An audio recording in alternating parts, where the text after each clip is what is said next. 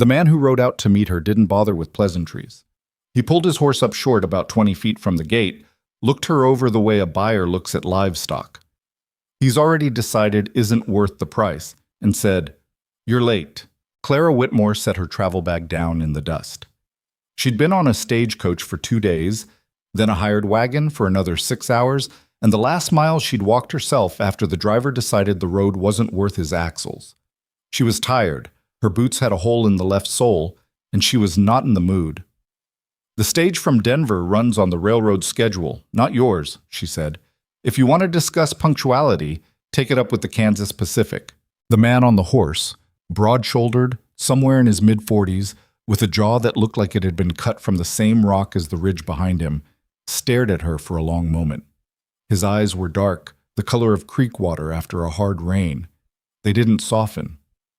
"You're the cook?" "I'm Clara Whitmore. The agency in Denver sent me." "I know what the agency sent. I'm asking if you can cook." "Can your current cook?" she asked. Something shifted in his expression, not quite amusement, more like a grudging acknowledgement that she'd landed a point. "My current cook quit 3 weeks ago," he said. "Left a note saying the kitchen was haunted." "Is it?" "No." He turned his horse and started back toward the main house without waiting for her. "Bring your bag." She picked it up and followed him. That was how Clara Whitmore arrived at Iron Ridge Ranch, on foot, dusty, and already 2 exchanges into a conversation that hadn't gone particularly well for either of them. Boss. Iron Ridge sat on a wide bench of land between the Uncompahgre Plateau and the San Miguel River Valley, 4,000 acres of grass and rock and cottonwood groves that Gideon Cross had been accumulating since 1861. He'd started with 200 acres and a borrowed mule. Now he ran close to 800 head of cattle, employed 14 ranch hands full-time, and owned more of Colorado's western slope than most men would see in a lifetime of riding. The house itself was something. 2 stories of dressed stone and timber, with a wide front porch and windows that faced the mountains. It was the kind of house that took years to build, and money that most people in the territory couldn't imagine. Clara had seen photographs of plantation houses back east that didn't look much different, but even from a distance, something was wrong with it. It was the windows, she decided, as she followed the rancher through the front gate and up the path. The curtains were drawn on half of them, and the ones that weren't showed rooms that looked dark even in the afternoon light. The porch boards were solid, good timber, but the flower boxes under the rails were empty, filled with old soil that had gone hard and gray. There was a garden to the left of the house, or what had once been one. Now it was mostly dry stalks and weeds. The house looked like a man who'd stopped bothering. Inside was worse. Not dirty, exactly. Someone had been keeping up with the basics, but stripped of anything that made a space feel lived in. The front room had good furniture, solid pieces, but nothing on the walls. A fireplace with ash that hadn't been cleared. A shelf with books that looked like they hadn't been touched in years. Gideon Cross led her through to the kitchen without commentary. The kitchen, at least, was functional. Big iron stove, good work surfaces, a larder that was reasonably stocked. Clara opened 3 cabinet doors and assessed what she was working with while Gideon leaned against the doorframe and watched her. "Supper's at 7, he said. "Hands eat in the bunkhouse. I eat here." "Alone?" "Yes." "Every night?" "Miss Whitmore." His voice carried a particular quality, not exactly a warning, but close to one. "I didn't hire you to ask questions." "No?" she agreed. "You hired me to cook. I'm trying to understand what I'm cooking for." She closed the last cabinet. "Do you have any dietary preferences? Anything you won't eat?" A pause. "I don't care what you make." She looked at him directly. He was still leaning in the doorframe, arms crossed, watching her with an expression she couldn't quite read. Up close, she could see that he hadn't shaved in a few days, and there were lines around his eyes that had more to do with something other than sun and age. He was a handsome man, in a worn-down sort of way, like good leather that had been left out in the weather too long. "All right," she said. "Where's my room?"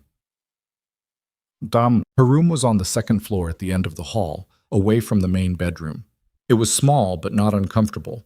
A bed, a washstand, a window that looked out over the back pasture. Someone had put clean linens on the bed recently. She appreciated that. She unpacked her bag, which didn't take long. She hadn't brought much. A change of clothes, her good apron, a small box of cooking tools she'd learned not to trust anyone else to provide, and a book she'd been working through for the better part of 2 years because she rarely had time to read. She washed her face, changed her dress, and went back downstairs to make supper. She made what she could with what was in the larder: a pot roast with root vegetables, cornbread, a simple apple compote from the dried fruit she found at the back of the shelf. Nothing remarkable, but she cooked it right, which meant low heat and time, and by 7 o'clock the kitchen smelled like something that hadn't happened in that house for a while. Gideon Cross sat at the kitchen table, not the dining room she noticed, the kitchen, and ate without speaking for the first several minutes.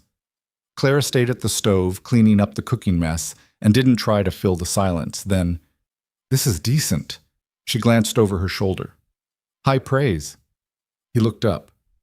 There was something in his face that was almost self-aware, like he'd heard himself and knew how it sounded. "Better than decent," he said. "It's good." "Thank you." He went back to eating. She went back to cleaning. The silence that settled between them after that was different from the one before, less like a wall and more like a space two people were sharing without either of them feeling the need to fill it. She decided to stay. The ranch hands were another matter. There were 14 of them, ranging from a boy of about 16 named Eli, who'd clearly been hired because he was willing to work for almost nothing, to an older man called Dutch, who had the hands and the back of someone who'd been doing this kind of work since before Clara was born. Most of them were decent enough. A few were territorial in the way men get when a woman arrives somewhere they've been comfortable. The one she had to navigate most carefully was the foreman. Wade Pruitt had been running Iron Ridge's day-to-day operations for 7 years, and he had the confidence of a man who'd never seriously been challenged in his own domain. He was in his late 30s, lean and watchful, with a way of standing that took up slightly more space than necessary. He came to the kitchen door on her second morning. "Need to talk to you about the hands' meals," he said, without knocking. Clara was at the stove. She didn't turn around. "Come back in an hour. I'm in the middle of something." "This won't take long." "Neither will what I'm doing, if you let me finish it." She kept her eyes on the pan. "An hour, Mr. Pruitt." She heard him shift, heard him decide not to push it, though she could tell it cost him something. He left. When he came back an hour later, she was ready for him. She poured him coffee without being asked, a small thing, but it changed the shape of the conversation before it started, and listened to what he had to say about the bunkhouse meals. He had opinions, mostly about quantities and timing. Some of them were reasonable. She said so, which seemed to surprise him. "I'll need you to coordinate with me on slaughter days," she said. "If I know what's coming out of the smokehouse, I can plan around it. Less waste." He looked at her over his coffee cup. Previous cook never asked about any of that. Previous cook quit because she thought the kitchen was haunted. Something crossed his face, the beginning of a smile that he pulled back before it got anywhere. "Fair point," he said. He left without being difficult. She counted that as a reasonable outcome. But, It was Eli, the young hand, who told her about Margaret. It happened about a week in. Clara was carrying a basket of kitchen scraps out to the compost heap behind the garden, or what remained of it, and the boy was fixing a fence section nearby. He was 16 or 17, she thought, with the kind of face that hadn't settled into itself yet. "You're fixing up the garden?" he asked, watching her look at the dead beds. "Thinking about it," she said. "It's worth saving." He was quiet for a moment, doing something with a fence post. Then, "Mrs. Cross planted that garden, the first Mrs. Cross." Clara kept her eyes on the beds. "I heard Mr. Cross lost his wife. And the baby." Eli said it simply, the way young people sometimes say the heaviest things, without the weight adults put on them, because they don't know yet how much weight things can hold. "About 3 years back. Baby came too early. Neither of them made it." "I'm sorry to hear that." He closed up the house after, sent most of the staff away, stopped having people to supper. He drove the post into the ground with 2 efficient strikes. Dutch says he was different before, easier to talk to. Clara looked at the dry garden beds for a long moment. The bones were still there. You could see where the rows had been, the careful planting pattern of someone who knew what they were doing. Whoever Margaret Cross had been, she'd known how to make things grow. "Thank you for telling me," Clara said. Eli shrugged. "Figured you ought to know, since you're living here." She started on the garden on her day off. She hadn't asked permission. That was a deliberate choice. Asking permission invited the possibility of being told no, and she had the strong sense that Gideon Cross would have said no, not because he actually objected, but because the garden was connected to something he'd been keeping the lid on very carefully. She cleared weeds for 3 hours, got the soil loosened and turned, and identified what was still viable and what wasn't. More was viable than she'd expected. Perennials had a way of surviving neglect if the soil was good and the roots went deep. She was on her knees pulling bindweed from the base of what turned out to be a healthy rosebush when she heard boots on the path behind her. She didn't look up. "I'll have supper ready by 7. "What are you doing?" Now she looked up. Gideon Cross was standing at the edge of the garden, still in his working clothes, with an expression she couldn't immediately classify. Not anger.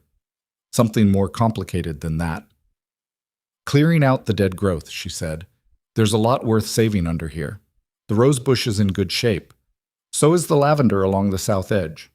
He didn't say anything. He was looking at the garden, not at her. "I should have mentioned it first," she said, in a tone that acknowledged the point without actually apologizing for the choice. "I'll ask before I do anything that requires spending money on seeds or starts." "I'm not worried about the money." "Then what are you worried about?" A long pause. The kind that meant the question had landed somewhere it wasn't supposed to. "She planted that garden," he said, finally. "I know," Clara said.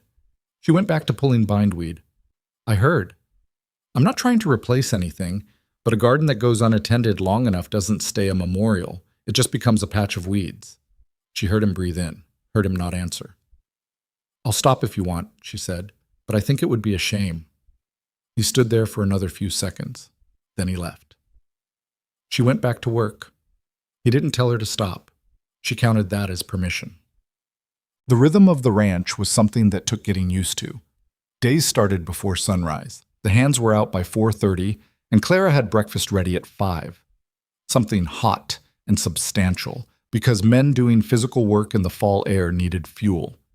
Then the day stretched out across chores and meals, and the particular kind of busy that ranch life produced, where the work was never finished and the list of things that needed doing was never actually shorter. She learned the ranch by watching, where the good light came through the kitchen windows in the morning, which floorboards creaked, how the wood stove ran hot on the left side, where Gideon kept his accounts, not in the study, where she'd expected, but at the kitchen table, late at night, with a lamp that she started making sure was filled before she went to bed. She noticed things.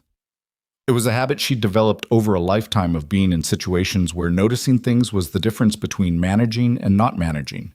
She noticed that Gideon Cross didn't sleep well. She could hear him sometimes, moving through the house in the hours before dawn.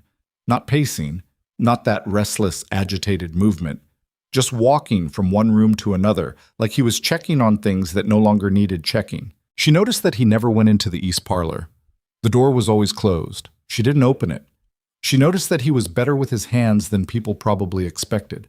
The other ranchers in the territory might have foremen to handle the physical work, but Gideon was out in it, repairing fences, working with the horses, doing the kind of thing that didn't need to be done by a man in his position, but that he seemed to need to do. He was competent at it. Good, actually. And he was patient with the horses in a way that was different from how he was with most people. She noticed that he was starting to eat better, not just in quantity, though that too, but in the way he engaged with the meals. He'd started having opinions. Too much salt on the Tuesday stew. The cornbread on Thursday had been better than the batch on Monday. Observations offered without eye contact, looking at his plate, as if he wasn't sure whether he was allowed to care about things like that anymore. She took notes of all of it, not in writing, just the kind of notes you keep in the back of your mind when you're paying attention. The first real conversation happened about 3 weeks in. It was a cold evening, the kind of cold that came down off the plateau and got into the house despite the fire, and Clara had made a venison stew that she was particularly pleased with. Gideon had been out since before dawn dealing with a section of fence that had collapsed under a fallen tree, and he came in tired and mud-spattered and looking like he hadn't thought about food until he smelled the stew from the doorway. He cleaned up and came to the table and ate 2 bowls without looking up. Then he sat back and said unexpectedly, "Where did you learn to cook?" Clara was at the counter, cutting dried apple rings for tomorrow's breakfast. She set down the knife. My mother, mostly. She ran a boarding house in Missouri for 12 years. Missouri. Hannibal, originally. We moved around. She went back to cutting. She was a practical cook, not fancy, but she knew how to feed a lot of people well on not very much. She's still alive? No, she died when I was 22. Clara kept her voice level. Influenza. I'm sorry. It was a long time ago. She swept apple rings into a bowl. What about yours? A pause. My mother died when I was 8, childbirth. I'm sorry, she said. It was a long time ago, he said, after a moment, which was, she thought, exactly what she'd said, and she had the impression he'd chosen those words on purpose. She turned from the counter. He was still sitting at the table, hands wrapped around his coffee mug, looking at a spot on the tablecloth. He had the particular look of a man who'd said more than he'd meant to and wasn't sure what to do about it. Mr. Cross, she said, can I ask you something directly? He looked up. Something in his posture said no, but his mouth said, go ahead. When did you last have a good night's sleep? Whatever he'd expected, it wasn't that. He looked caught off guard. And then, briefly, something else. Not anger. Closer to the expression of someone who's been carrying something heavy and has just been asked if they want help. That's not... He stopped, tried again. That's not a question I expected. I know. I'm asking anyway. He looked at his coffee mug. I don't know, he said finally. A while. Before or after? Before, he said flatly. Long before. She nodded. Let that sit for a moment. Then she went back to her cutting because the worst thing she could do right now was make him feel like she was watching him. There's chamomile in the larder, she said. I can make tea in the evenings if you want. It won't fix anything, but it helps some people settle. A long pause, then quietly. All right. She made the tea. He drank it at the table while she finished her work. They didn't talk anymore that night, but the silence between them had shifted into something different. It wasn't comfortable exactly, but it wasn't cold either. The first time she saw him laugh was over a chicken. It was early October, and one of the hens had gotten into the kitchen through a gap in the door that Clara had been meaning to address for a week. She came in from the garden to find the hen on the kitchen table, standing on top of the account books that Gideon had left there, looking profoundly self-satisfied. She was trying to catch it, which was, it turned out, considerably harder than it looked, when Gideon appeared in the doorway. He stood there and watched her chase the hen around the kitchen in a methodical but increasingly undignified circuit for about 30 seconds. Then he made a sound that was, unmistakably, a laugh. Short, surprised, like it had gotten out before he could stop it. Clara stopped. The hen took advantage of the pause to jump from the table to the counter to the floor, where it strutted toward the door with every indication of superiority. She caught Gideon Cross's eye across the kitchen. He was still almost smiling. It had happened so fast that she wasn't entirely sure she'd seen it, but she had. She was fairly certain it had surprised him as much as it surprised her. The door needs a latch, she said. I'll have someone see to it. He looked away, cleared his throat. The almost smile was gone, replaced by his usual expression, but the edges of it were softer than they'd been. He caught the hen and took it back to the yard himself. She started making the latch gap a regular priority on her mental list of things that didn't urgently need fixing. What she hadn't anticipated was how the town would react. Telluride was small enough that everyone knew everyone's business, and large enough that everyone had opinions about it. Clara became aware of this on her first trip in for supplies, about a month after she arrived at Iron Ridge. The general store was run by a man named Alderton, who had the practiced friendliness of someone who understood that information was a currency and he was sitting on a rich vein of it. He helped her with her order efficiently, and then, just as she was signing the account book, said casually, "How are you finding it out at Cross's place?" "Fine," she said. "Big ranch for one woman to manage. There's also 14 hands." "Sure." He folded his hands on the counter. "And Mr. Cross, he treating you well?" She put down the pen. "He's a fair employer." Alderton nodded thoughtfully, in the way that meant he'd heard what he wanted to hear in her answer. "We were all wondering when he'd take on staff again. After Margaret, well, he made a vague gesture. You understand. Not entirely, she said, which was a deliberate answer. She got her supplies loaded into the wagon and drove back to the ranch. She thought about the conversation the whole way. What bothered her wasn't the curiosity. People were curious. That was human. What bothered her was the particular quality of the interest, the way Alderton had leaned in slightly when he talked about Margaret, the way the question about how Gideon was treating her had carried a secondary meaning she hadn't missed. She'd been in situations before where people had decided what her story was before she'd told it.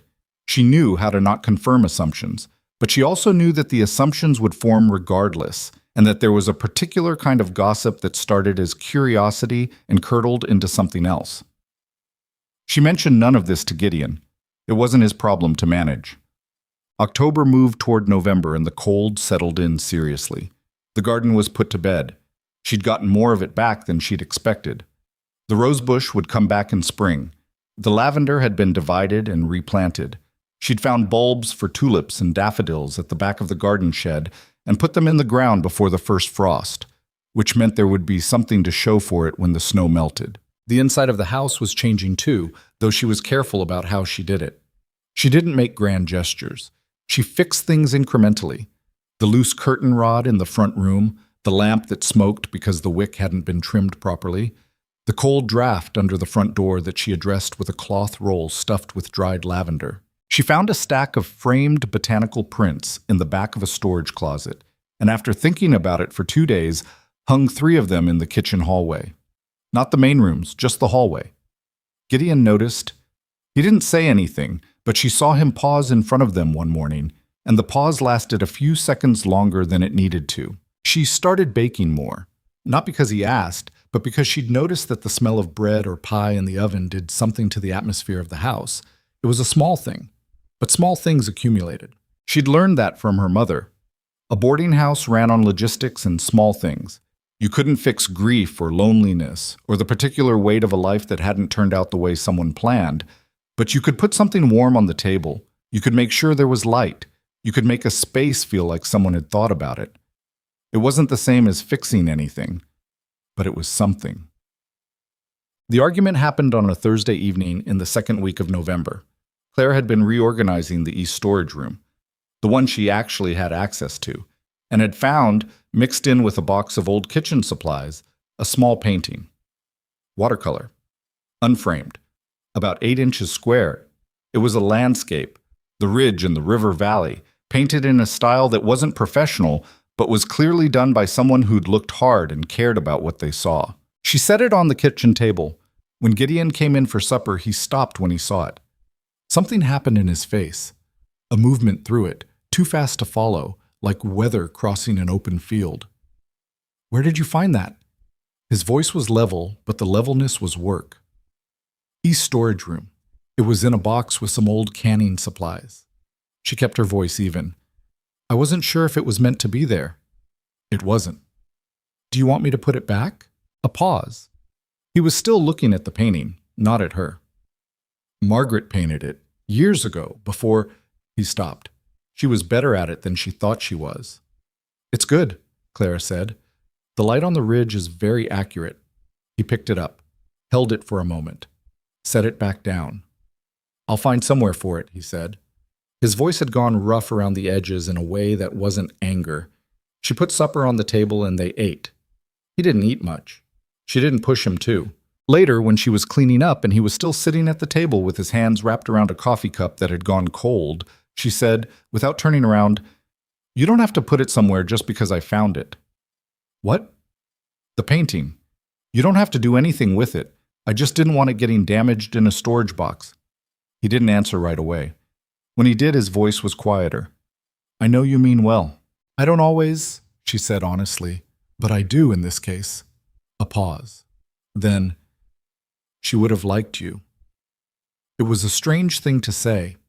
Clara didn't know quite what to do with it, so she stayed where she was and kept cleaning, and the silence that followed felt different from all the other silences that had accumulated in that kitchen over the past weeks.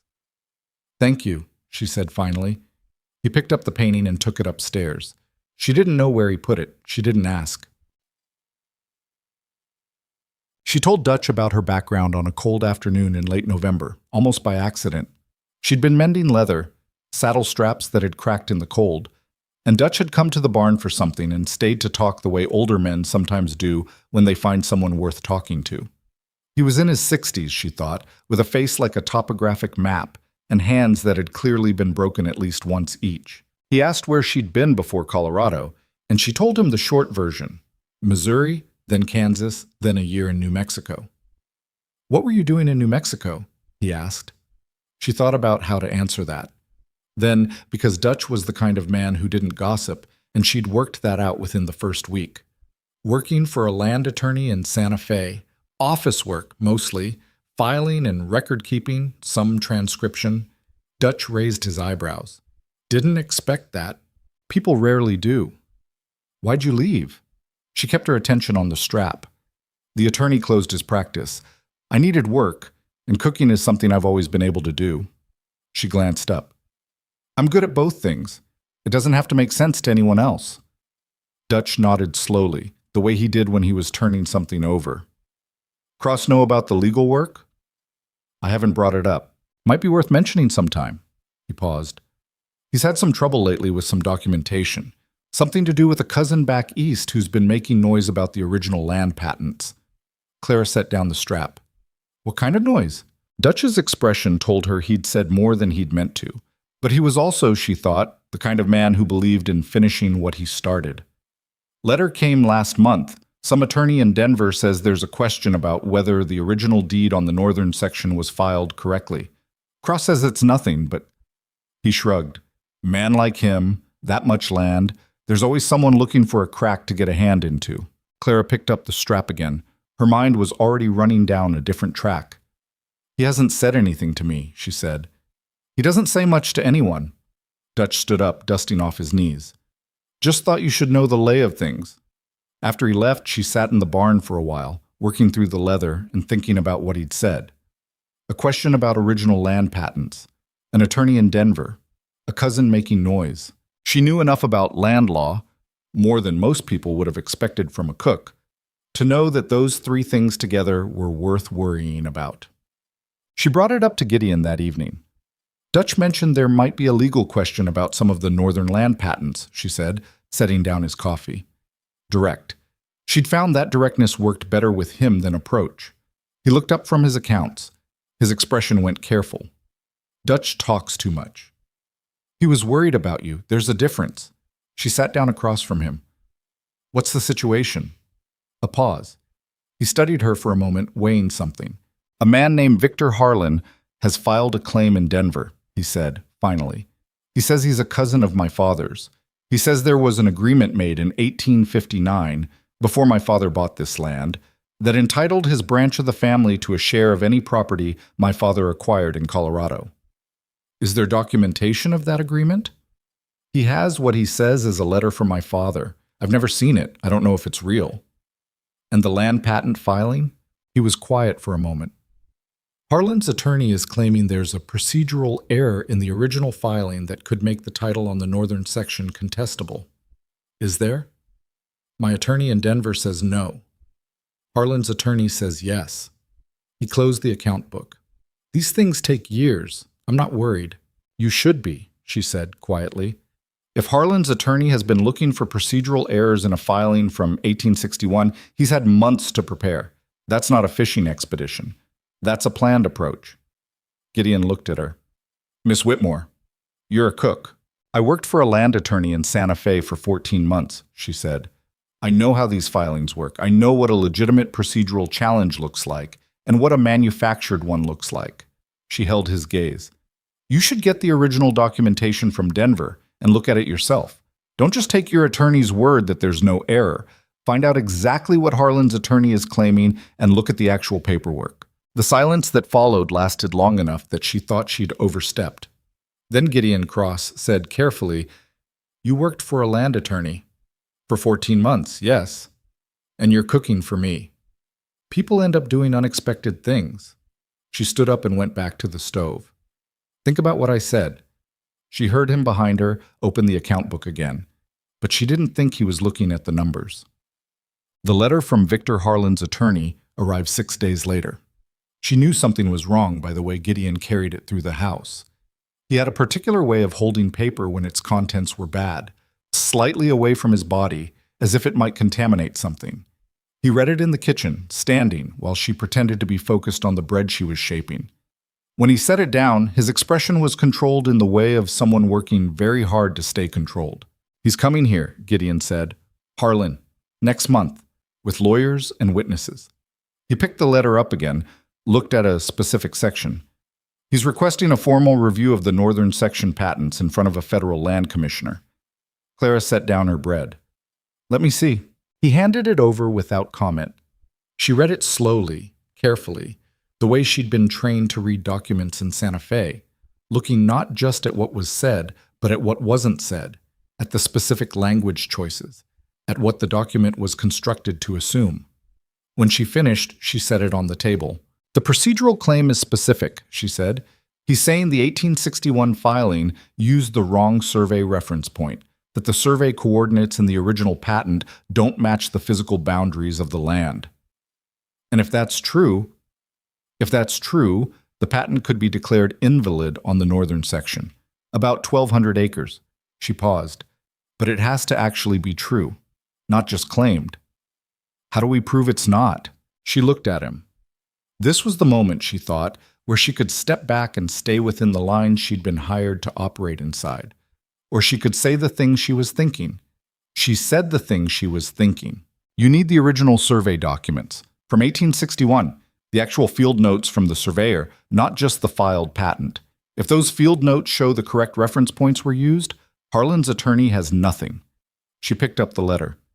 "And I want to read everything your Denver attorney has sent you about this. Every letter, every document. I want to look at it myself." Gideon Cross looked at her for a long moment. "Why?" he said finally. The question was simple, but it wasn't simple. She understood what he was asking. He was asking why a woman he'd hired to cook his meals was sitting at his table telling him how to fight a legal battle. He was asking what she stood to gain, or what she was looking for, or whether he could actually trust her. She thought about how to answer that. "Because I've been living in your house for 2 months, she said. "Because I've watched you work this land 6 days a week, and I know how much it means to you. And because I'm sitting here watching someone try to take it from you on paper, and I know how to read paper." She held his gaze. "You can tell me to go back to the kitchen. I won't blame you for it, but I'd rather you didn't." A long silence. "I'll get the documents," he said. She went back to her bread. What followed was 2 weeks of evenings at the kitchen table. Gideon brought everything from his study: the letters, the patent filings, the maps, his attorney's correspondence. He spread it across the table, and Clara went through it the way she'd learned to go through things in Santa Fe, systematically, without hurry. Looking for the thing that didn't fit, Gideon didn't hover. He gave her the documents and then went about his evenings, checking in occasionally, asking questions when she flagged something. It was, she thought, the most practical arrangement she'd been in with a man in a long time. He didn't pretend to understand what she was doing, but he didn't undermine it either. She found the inconsistency on the 11th night. It was in a letter, not from Harlan's attorney, but from a secondary source, a statement from a man named Cole, who claimed to have witnessed the original 1859 family agreement. The letter was dated in June of 1882, written on paper from a Denver hotel. The problem was the hotel. She'd seen a reference to that hotel in another document, a Colorado Territory Registry notice from 1880, and the notice said the hotel had been destroyed in a fire in March of that year. It had not been rebuilt. A letter written on that hotel's stationery, dated 2 years after the hotel had ceased to exist. She sat back and looked at the document for a long time. Then she went to the doorway of the study, where Gideon was sitting with a lamp and a book he wasn't really reading, and said, "I think I found something." He came to the table. She laid it out for him. The letter, the registry notice, the dates. He followed it without her having to explain twice. When she finished, he sat back in his chair and was quiet for a moment. "The whole thing's forged," he said. "I think the Cole letter is forged, which means the claim about the 1859 agreement is built on manufactured evidence." She tapped the registry notice. "If the hotel didn't exist when the letter was supposedly written, Cole didn't write it there. And if Cole didn't write it there, someone else did." Can we prove it? We need to find the registry notice and anything else that documents the hotel's closing. And we need your attorney to depose Cole directly. Find out if he actually claims to have written this letter or if his name was used without his knowledge. She looked at him. Can your attorney in Denver move quickly? He can if I tell him to. Gideon's voice had a different quality now. Something that had been wound tight for weeks was starting to unknot slightly. Miss Whitmore. Clara, she said, because they'd been sitting at this table for 11 nights, and she was tired of the formality. He stopped, looked at her. Something moved through his expression.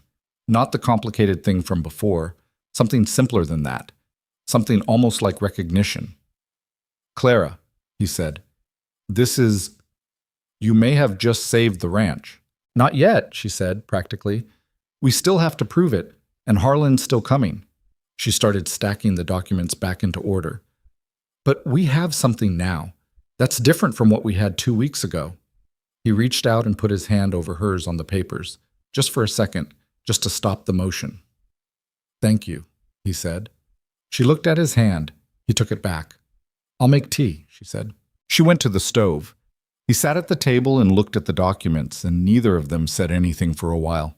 But the room felt different than it had when she'd first walked into it 2 months ago. It felt, she thought, like somewhere someone actually lived. The letter went out to Denver the next morning. Gideon wrote it himself, at the kitchen table, before the sun was fully up. Clara had made coffee and stayed out of his way while he worked through 3 drafts, scratching out lines and starting over with the focused irritation of a man who knew exactly what he wanted to say and kept finding the wrong words for it. She refilled his cup twice without being asked, and didn't comment on the crumpled paper accumulating near his elbow. The final version was 2 pages. She read it when he pushed it across the table to her without explanation, which she understood to mean he wanted her opinion, just didn't want to say so directly. You need to be more specific about the hotel registry notice, she said, after reading it through. Don't just say you have documentation of the fire. Name the registry, give the date of the notice, tell him exactly what it says. The more specific you are, the harder it is for Harlan's attorney to argue around it. Gideon looked at her with an expression she'd started to recognize, the one that meant he was taking in what she'd said and deciding whether to be irritated that she was right. He pulled the letter back, crossed out a paragraph, rewrote it. Better? He asked. She read it again. Yes? He sealed it and sent Eli into town with it before breakfast. That was the beginning of December, and they had less than 3 weeks before Victor Harlan was scheduled to arrive with his attorneys and his witnesses and whatever else he'd been assembling in Denver. 3 weeks was not a lot of time, and Clara was aware that she was operating well outside the boundaries of what she'd been hired to do. She was also aware that she didn't particularly care. She kept cooking. She kept managing the house. And in the evenings, after supper, she kept going through the documents. Gideon had stopped pretending he wasn't working alongside her. He'd pull a chair to the table and spread out whatever had arrived from Denver that day. His attorney was named Forsyth, and the man was at least prompt, even if Clara had developed the impression from his letters that he was more comfortable with routine filings than with actual adversarial proceedings. Gideon would read, she would read, and they'd talk through what they found the way 2 people talk when they've gotten past the point of needing to manage each other's impressions. It wasn't always smooth. Gideon had strong opinions, and he didn't soften them much. Clara had her own, and she didn't soften hers either. There were moments when one of them said something the other disagreed with sharply, and the kitchen got quieter than usual for a while before someone made a practical observation that moved them forward. But they moved forward. That was the thing. Forsyth says he can't locate Cole, Gideon said one evening, setting down a letter with the controlled frustration of someone who was used to problems responding to money and was finding this particular problem unresponsive. The address Harlan's attorney listed for him is a rooming house in Boulder. Forsyth sent someone there. Cole hasn't been in residence for 6 months, which means either Cole is avoiding contact on purpose or he doesn't exist the way Harlan says he does. Clara had been looking at a land survey map, the original from 1861, which Forsyth had managed to obtain from the Federal Land Office records. Come look at this. Gideon moved around the table to stand beside her. He smelled like the cold and the horses, an outdoor smell that she'd gotten used to, the way you get used to most things when they're present every day. She put her finger on a notation in the corner of the survey map. The reference point marked here. The surveyors used the confluence of the San Miguel and a tributary creek as their base measurement. That's what Harlan's attorney is claiming was improperly identified. She traced the line on the map. But look at this annotation. The surveyor added a field note in 1862, a year after the original filing, that explicitly confirms the confluence coordinates. He went back and double-checked his own work. Gideon leaned over the map. Is that legally meaningful? It could be. If the surveyor himself documented that the reference point was accurate, it makes Harlan's claim considerably harder to sustain. She straightened up. But we need the surveyor's field notebooks, not just the annotation on the map. The notebooks would have his daily measurements, his verification process, everything. Do you know where those would be kept? Territorial Surveyor's Office, maybe, or the Federal Land Office in Denver. He was still looking at the map, something working behind his eyes. My father dealt with a man named Alvarado, the surveyor he used. I don't know if he's still alive. Find out, Clara said. If Alvarado is still alive and can testify to his own methodology, that's worth more than any document. Gideon looked at her. From this close, she could see the specific quality of the exhaustion in his face. Not just the tired of not sleeping, but the particular wear of a man who'd been watching something he cared about be threatened and hadn't known how to fight it. It was lifting slightly now. Not gone, but different. You know what you're doing, he said. It wasn't exactly a question.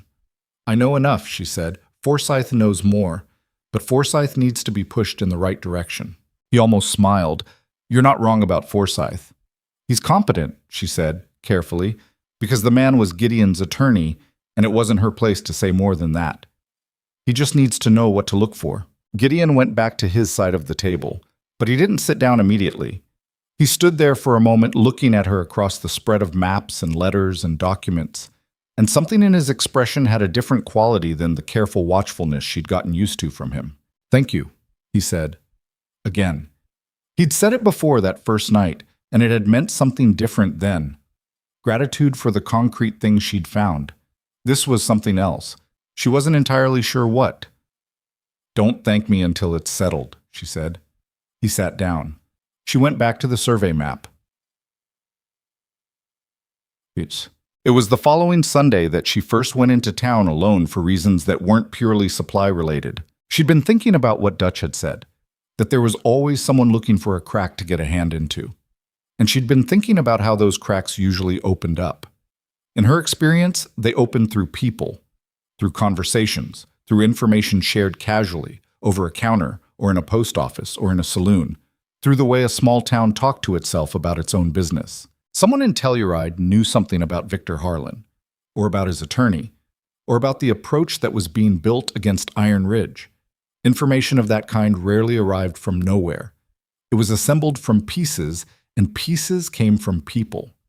She told Gideon she needed to go in for coffee and a few dry goods, which was true. It wasn't the whole truth. She went to the general store.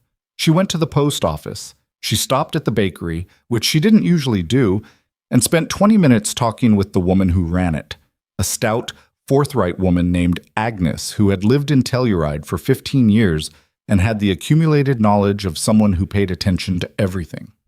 Agnes made very good rolls and knew, it turned out, rather a lot.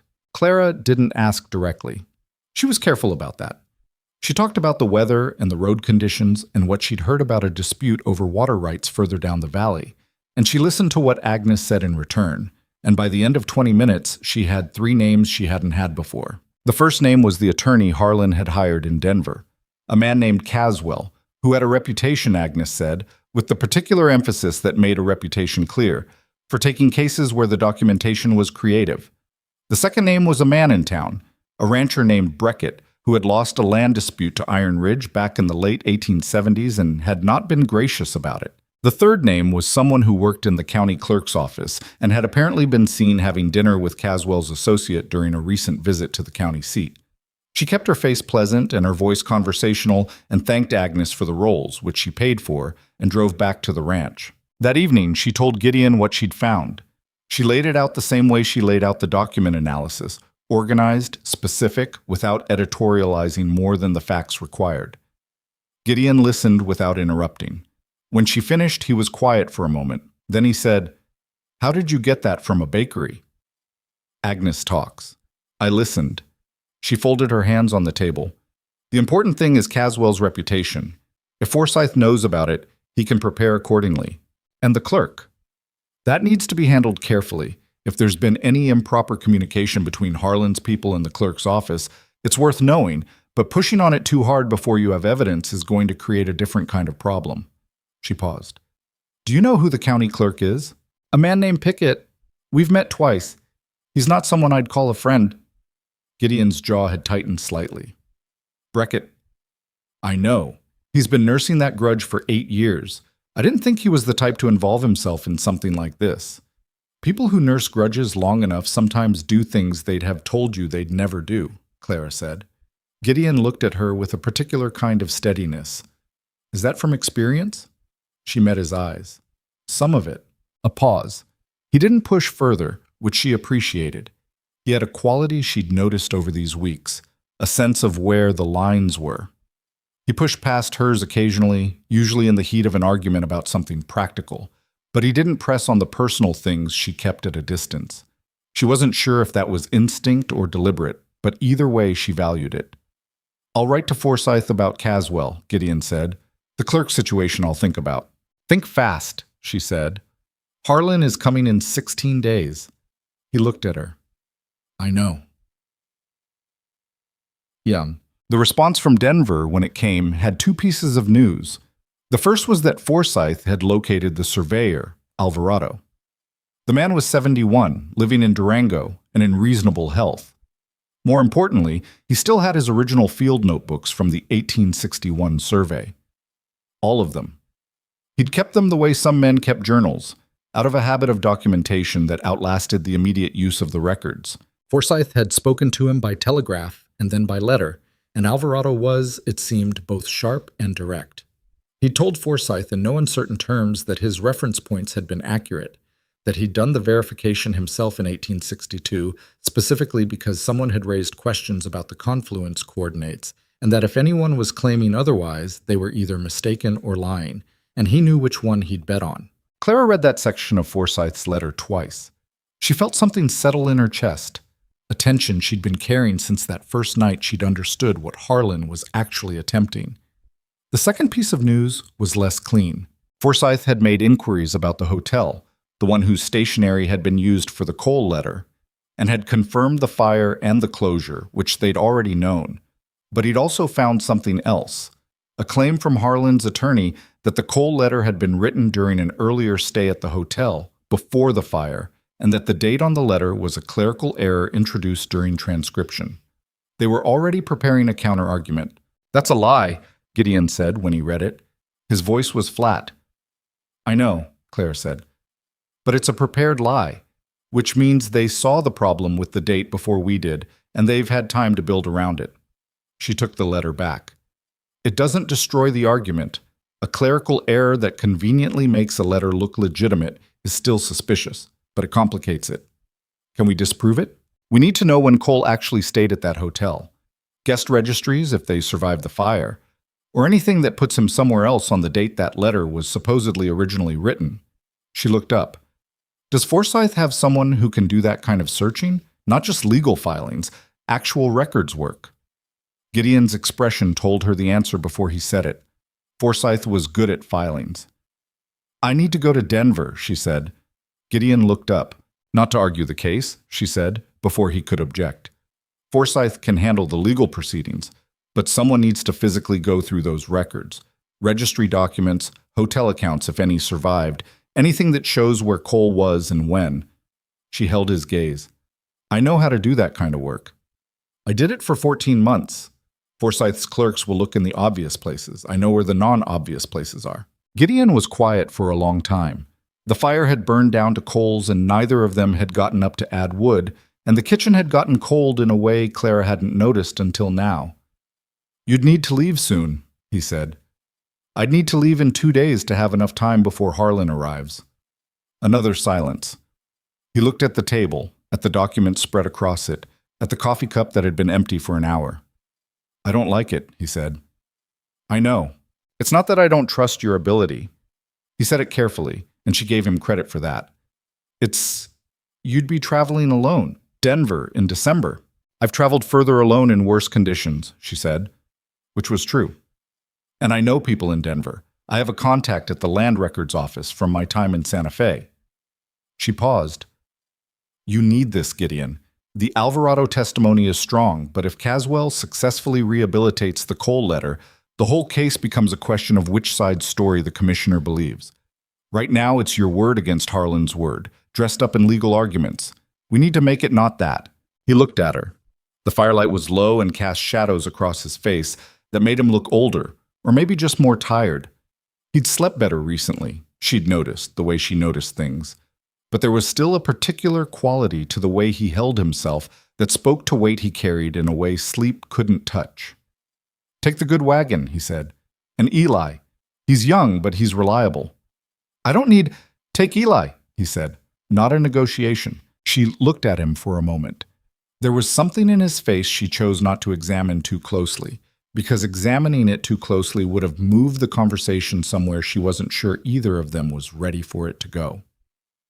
"All right," she said. "I'll take Eli." Denver in December was gray and cold and smelled of coal smoke and mud. They arrived after 2 days of hard travel, the stage, then a connecting coach, and Clara checked them into a respectable boarding house near the land records office and told Eli he was free until 6 in the evening and then to be back without excuses. He nodded with the wide-eyed compliance of a 16-year-old who had possibly never been to a city this size and was trying not to show it. She went straight to the land records office. Her contact was a woman named Retta, who had worked in the records department for 11 years and had an institutional memory for document storage that Clara had always found remarkable. They'd met in Santa Fe at a clerks' conference that both their employers had sent them to for different reasons and had stayed in correspondence in the years since. Retta was not surprised to see her. She was not surprised by much. "Land patent dispute," Clara said, sitting down in the chair across from Retta's desk. "Iron Ridge Ranch, cross family, original filing 1861. "I know the ranch," Retta said. "What do you need?" A letter dated June 1882, supposedly written at the Meridian Hotel. The hotel was destroyed in a fire in March 1880. The forged letter is being used to support a fraudulent claim against the ranch. Retta looked at her over her reading glasses with the expression of someone who was not astonished by human nature, but was still occasionally irritated by it. "And you need to prove when the man supposedly wrote it actually was in Denver and where he was staying. If he was in Denver at all—" Clara folded her hands in her lap. "His name is Cole. I don't have a first name. He's connected to a man named Victor Harlan, who's behind the claim. Harlan's attorney is a Denver man named Caswell." Retta wrote something down. "Caswell." She said it in a specific tone. "That explains the creativity of the documentation." "Do you know him?" "I know of him the way you know of a recurring problem," Retta said. "I'll pull what I can. Hotel registries from that period. Some survived, some didn't, depending on where they were stored. Bank records I can't get you directly, but I can point you to someone who can. And there's a public directory from 1882 that lists known boarders and residents in the city." She stood up. "Give me this afternoon. Come back at 4. Clara thanked her. She meant it. She spent the intervening hours at the courthouse pulling the public file on Caswell's previous cases. Not all of them. There wasn't time. But the ones that had gone before a land commissioner in the last 5 years. She was looking for patterns. The way an attorney built an argument told you things about how they thought, about where they put their weight and where they skimped, about what they thought the other side wouldn't find. What she found was that Caswell liked complexity. He liked to stack multiple supporting claims so that even if one fell, the others remained. He liked witnesses who were hard to locate. He liked procedural arguments that required technical expertise to counter, because most judges and commissioners were not technically expert and were inclined to be deferential. The Cole letter wasn't the spine of the case, she realized. It was scaffolding. The spine was the procedural claim about the survey reference point. Alvarado's testimony would address that. But she needed to understand how Caswell intended to counter Alvarado, because he would have a counter. She was certain of it. A man who built cases this carefully didn't leave the most important element undefended. She went back to Retta at 4. Retta was at her desk with a folder that she slid across without ceremony. "The Meridian Hotel registry survived," she said. "It was stored in the manager's personal office, which was separate from the main building. The fire marshal's report from 1880 is in the city archive." She opened the folder. "Here's the guest log for June 1882. There's no Cole in it. No one registered under that name at any point in that month." Clara looked at the page. The registry was handwritten, organized by date. June 1882. No Cole. "And here," Retta said, pointing to a second document, "is the public directory for 1882. There's a Cole listed, first name Robert, residing at a boarding house on Lawrence Street. But this," she tapped a notation in the margin. "The boarding house keeper added a note in August of 1882 that Cole had left in April of that year for California and had sent a letter indicating he did not intend to return." Clara read it carefully. "He wasn't in Denver in June 1882. Based on this, he'd left Denver 2 months before the letter was supposedly written, which means either he wrote it remotely and it was forwarded, or someone used his name." Retta took off her reading glasses. "Neither of those makes the letter look legitimate." Clara sat back in the chair and let out a slow breath. "Retta, this is exactly what I needed." "I know." Retta began organizing the folder. "I'll have copies made. You'll want the originals to stay here, but I can certify the copies as accurate reproductions. That should hold in a legal proceeding." "How long?" "Tomorrow morning." Odd. She telegraphed Gideon that evening from the post office. Kept it short. "Found what we needed. Cole letter demonstrably false. Coming back day after tomorrow. Have Forsyth ready." The response came 20 minutes later, which meant he'd been waiting for word. It said, "Good. Be careful on the road," which was not, she thought, the most articulate message. But it was the most like him. She and Eli left Denver 2 days after they'd arrived, with a folder of certified copies that she kept inside her coat against the cold. The return journey was uncomfortable. The wind off the plateau had picked up, and the stage ran slower in the cold. And she spent most of it reviewing everything she had and building the argument in her head the way she'd learned to do it. The survey was solid. Alvarado's testimony was solid. The Cole letter was demonstrably false. The question was whether Caswell had something she hadn't found, something she'd missed in her read of his previous cases or in the records she'd been able to access. She kept turning it over, looking for the gap. She found it somewhere in the second day of travel, staring at the pale winter sky through the stage window while Eli slept with his hat over his eyes across from her. The procedural claim about the survey reference point. Caswell's argument was that the coordinates didn't match the physical boundaries. They had Alvarado's testimony saying they did. But testimony was contestable. What they didn't have yet, what she hadn't thought to look for, was a second, independent verification of the coordinates. Someone other than Alvarado who had been on that land in 1861 and could speak to where the boundaries were. The ranch hands. Not the current ones. The original ones. If any of them were still alive. She thought about Dutch and his 60 years of accumulated memory. When she arrived back at Iron Ridge, it was late afternoon and Gideon came out of the barn when he heard the wagon. He walked toward them across the yard in the long-legged stride she'd gotten used to, and he looked at her face while she was still climbing down and apparently found what he was looking for. "You got it," he said. "Most of it." She handed him the folder. "Read this. Then I need to talk to Dutch." He took the folder. "Dutch?" "The original ranch hands," she said, pulling her coat tighter against the wind. "Anyone who was here in 1861 when the survey was done. We need a second source on the boundary coordinates, someone who isn't Alvarado." Gideon stood very still for a moment. "Dutch was here. He came on in the spring of 1861. My father hired him as one of the first hands. Was he here when the survey happened?" "He was." Something moved through Gideon's expression. He helped stake the perimeter. She held his gaze. "Then he needs to testify. Directly. Before the commissioner. He's 63 years old, and he remembers everything." She'd watched Dutch for 2 months. The man's memory was like a filing cabinet, organized, detailed, and apparently immune to the passage of time. "Gideon, Alvarado's testimony and Dutch's testimony together are nearly impossible to argue against. Two people independent of each other who were physically present when those boundaries were established. He looked at the folder in his hands, back at her. "You're right," he said. "I know." She started toward the house. "I need coffee before I explain everything. Eli's frozen solid. Get him some supper."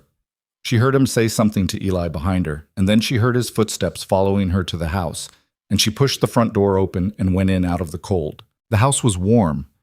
She'd left the stove banked before she'd gone to Denver, and someone, Gideon, she assumed, had kept it up.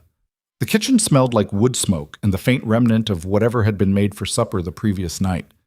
She hung her coat, put the kettle on, started pulling cups down from the shelf.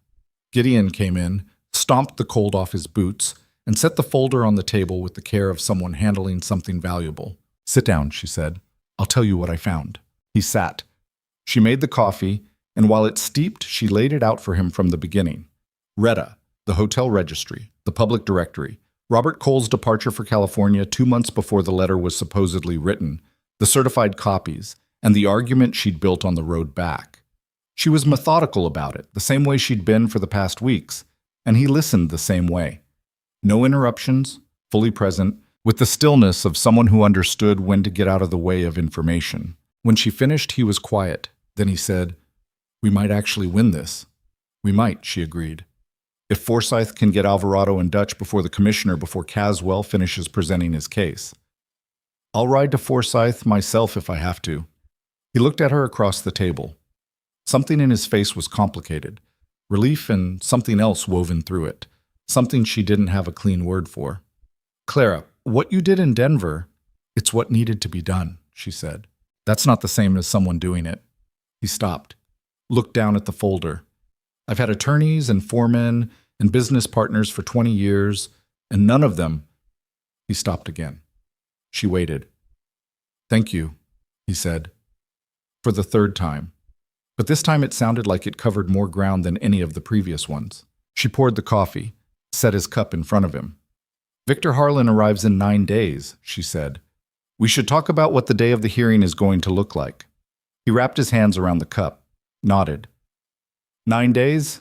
He said. Outside, the wind moved through the cottonwoods, and the mountains sat dark and large against the winter sky, and the ranch was quiet, in the way a place gets quiet when things are about to stop being quiet. Clara drank her coffee and thought through what still needed to happen.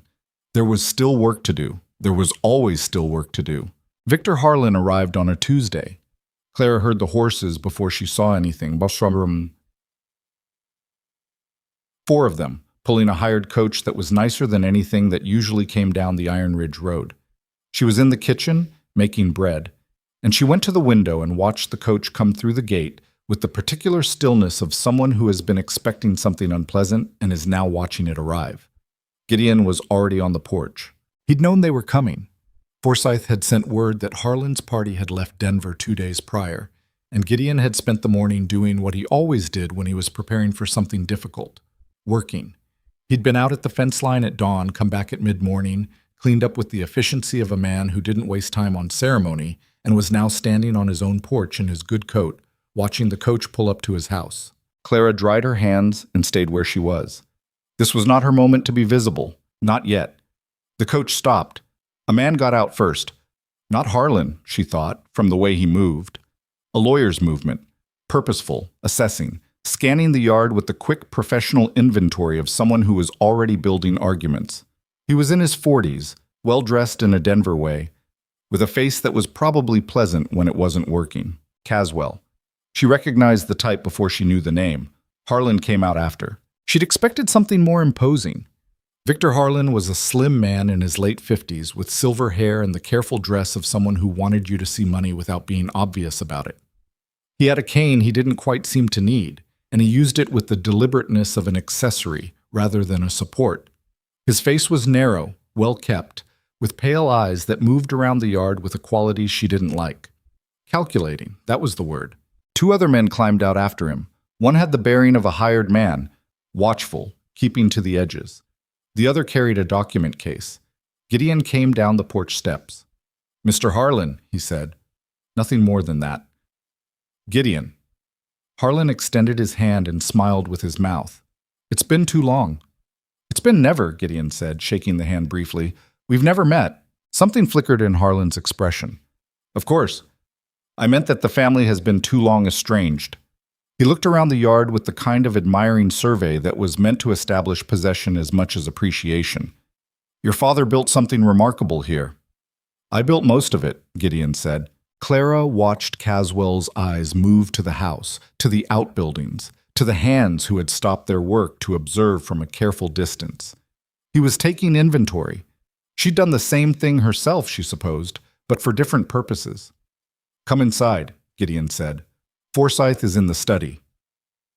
Forsyth had arrived the previous afternoon with Alvarado in tow. The surveyor was 71 and had the face of a man who'd spent 50 years outdoors, all leather and sun lines, with sharp dark eyes that missed very little. He'd shaken Clara's hand when they were introduced with the frank directness of someone who evaluated people quickly and had apparently reached a satisfactory conclusion within the first 30 seconds.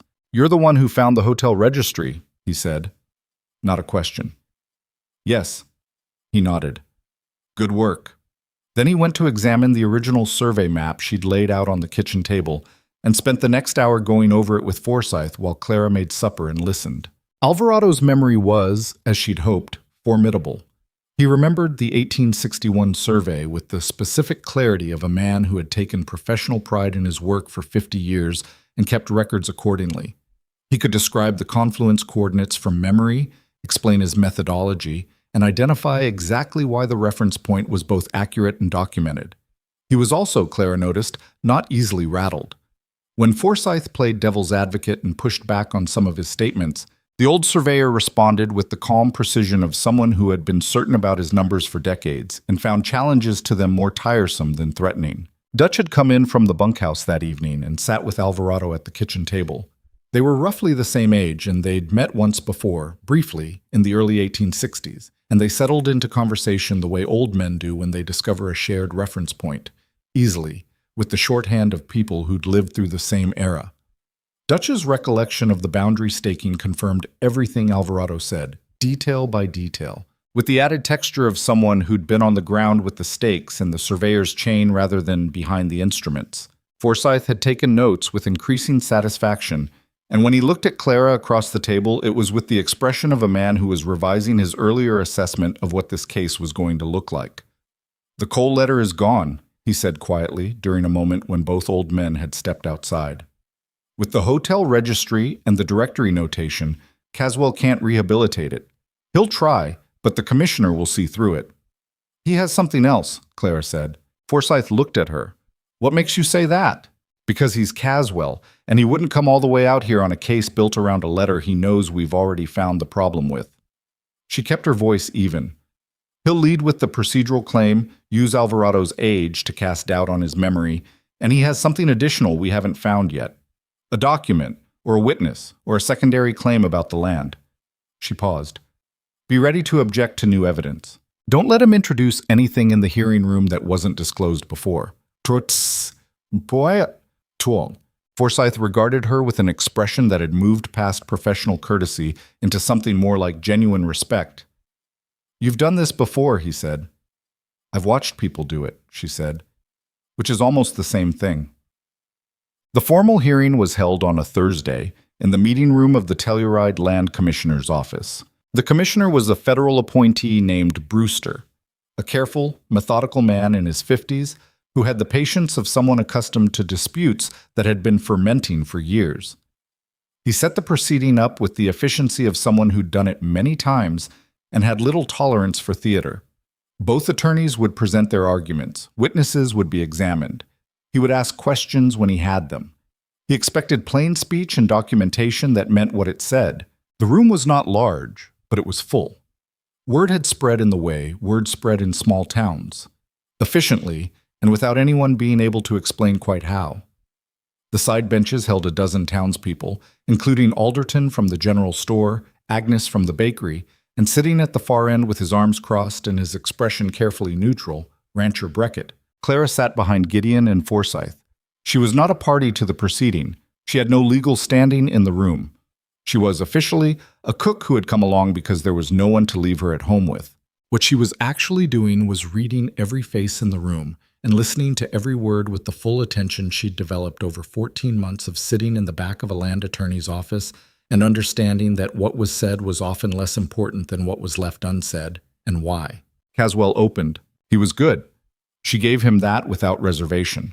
He laid out Harlan's claim with the unhurried confidence of someone who believed he was on solid ground. The 1859 family agreement, the Cole letter as supporting evidence of the agreement's existence, and the procedural challenge to the survey reference point. He presented it as a matter of simple fairness, a legitimate family claim that had been overlooked for 2 decades, now finally being brought forward with appropriate documentation. He was measured and pleasant and entirely convincing to anyone who didn't know what she knew. Forsyth presented the counter case. He was less polished than Caswell, but he was thorough, and Claire had spent the previous 2 evenings making sure he was thorough in exactly the right places. The hotel registry, the directory notation, Robert Cole's documented departure from Denver, Alvarado's field notebooks and personal testimony, Dutch's first-hand account of the boundary staking. He laid each piece down like he was laying cards on a table, and with each piece, Clara watched something happen in Harlan's face. The calculation behind his pale eyes didn't disappear, but it shifted, moved from confident to contained, like a man adjusting how he was standing because the ground had changed under him. Then Caswell stood up for his rebuttal, and Clara saw what the something else was. He had a witness she hadn't anticipated. The man was brought in from outside. He'd been waiting in the hallway, which explained why she hadn't seen him arrive with Harlan's party.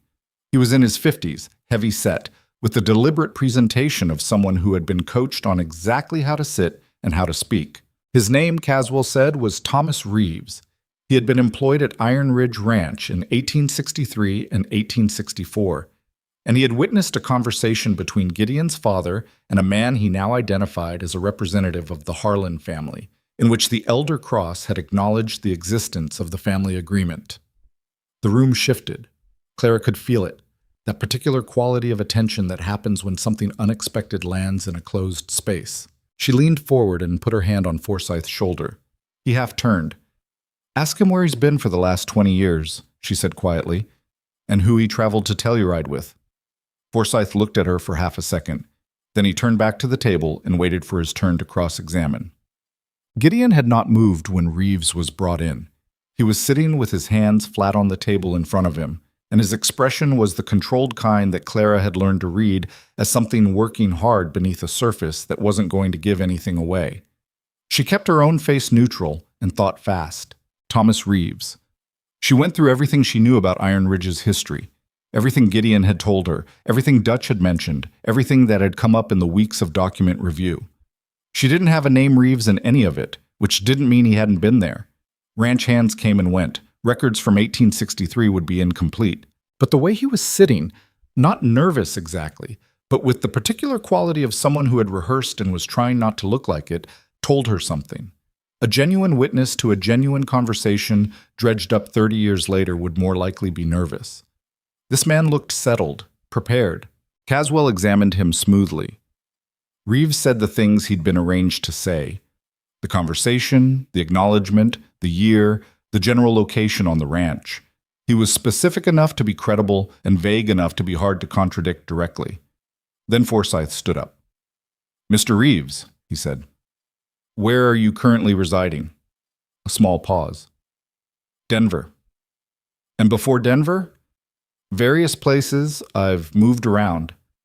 "Can you be more specific? Where were you in, say, 1875, 1880? Caswell was on his feet. "Commissioner, I'm not sure the relevance." "The relevance," Forsyth said, with a steadiness Clara hadn't heard from him before, "is that we're asking the court to credit a witness's memory of events from 20 years ago. His history and circumstances in the intervening period are directly relevant to his credibility." Brewster considered. "I'll allow it. Answer the question, Mr. Reeves." Reeves answered. His history for the intervening years was vague in the way histories are vague when they haven't been constructed carefully. Forsyth pressed on the gaps with the efficiency of a man who'd been told exactly where to press. Then, "Mr. Reeves, when did you first meet Victor Harlan?" A longer pause. "I've known the Harlan family for some years." "That's not what I asked. When did you first meet Victor Harlan specifically? Some time back. More than 5 years ago? I believe so. More than 10? Reeves looked briefly at Caswell. It was a small thing, almost imperceptible. Clara saw it from across the room. Brewster saw it too, she thought. His eyes moved. Mr. Reeves, Forsyth said, did Victor Harlan contact you specifically to ask you to testify in this proceeding? He mentioned that my recollection might be helpful. So yes. He reached out to me, yes. And when was that? A pause. A few months back. So, within the period during which Mr. Harlan was preparing this claim, Caswell objected. Forsyth moved on, but the shape of what had just happened was already in the room, and it didn't leave when Caswell's objection was sustained. The lunch recess lasted an hour. Clara found Dutch in the hallway outside the meeting room, standing with his back against the wall and his hat in his hands with the patience of a man who'd been waiting on things to unfold for 60 years and had gotten good at it. He wasn't there, Dutch said when she stopped beside him, quietly, without preamble. Reeves. I was at Iron Ridge in 63 and 64. I knew every hand who came through that year. There was no Reeves.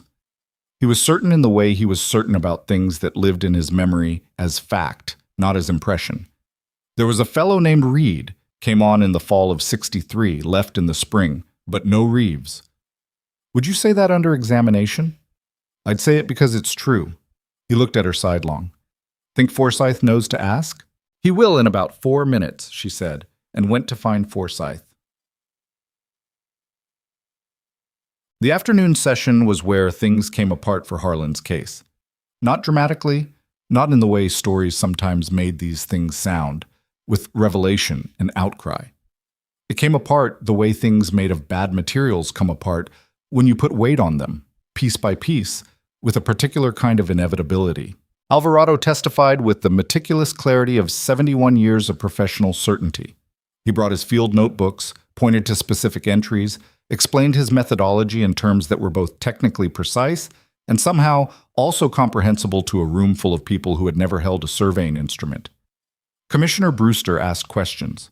Alvarado answered them without hesitation, without qualification, without any of the uncertainty that age was supposed to have introduced into his memory. Caswell cross-examined with the visible effort of a man trying to find purchase on a smooth wall. He challenged Alvarado's memory. Alvarado showed him the notebooks. He challenged the notebook's authenticity. Forsyth produced the chain of custody documentation from the Federal Land Office. He suggested the reference point could have been misidentified despite the surveyor's intentions. Alvarado explained again, patiently, exactly why it could not have been. Dutch took the stand after Alvarado and said, in the plain-spoken way that was simply how Dutch talked, that he'd been present when those boundary stakes were driven and he knew where they went because he'd carried the stakes himself. And the northern boundary ran exactly where the patent said it ran, and it had run there since 1861. Then Forsyth asked, with the careful specificity Clara had suggested, whether Dutch had known every hand employed at Iron Ridge in 1863 and 1864. Dutch said he had. Whether a man named Thomas Reeves had worked there in that period. Dutch said no. The room was very quiet. Caswell objected that Dutch couldn't be expected to remember every hand after 30 years. Dutch turned to look at Caswell with an expression of mild offense and said that he remembered every hand who'd worked Iron Ridge since its first year because that was the kind of thing he remembered, and if Caswell doubted it, he was welcome to ask him to name them, which he could do by season if that was helpful. Brewster made a sound that was not quite amusement but was related to it. He sustained Caswell's objection on procedural grounds, but the damage was already done, and everyone in the room understood it.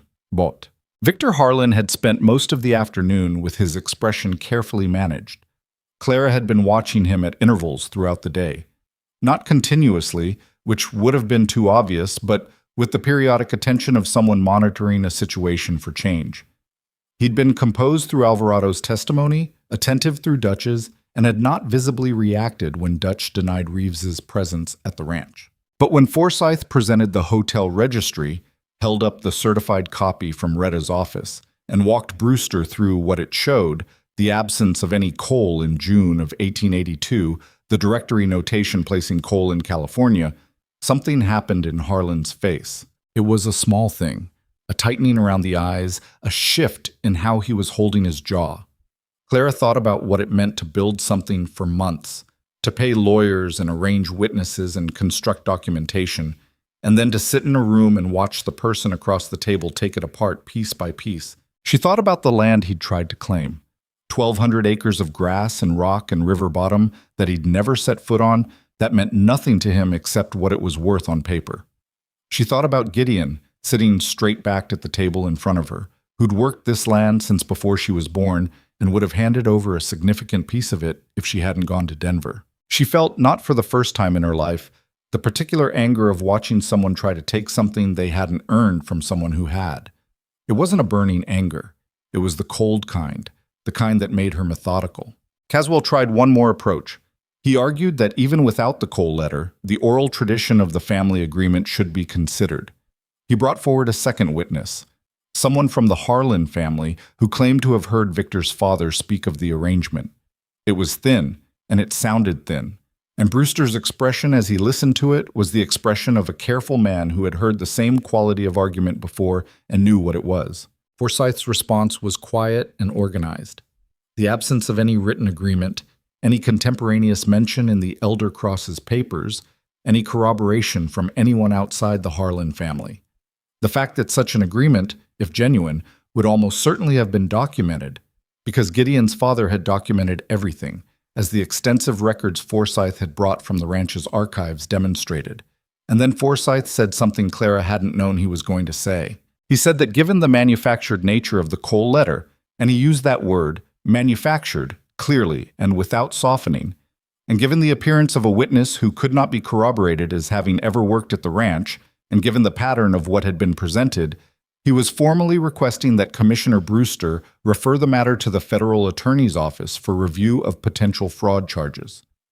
The room went very still. Harlan's pale eyes moved for the first time to Clara.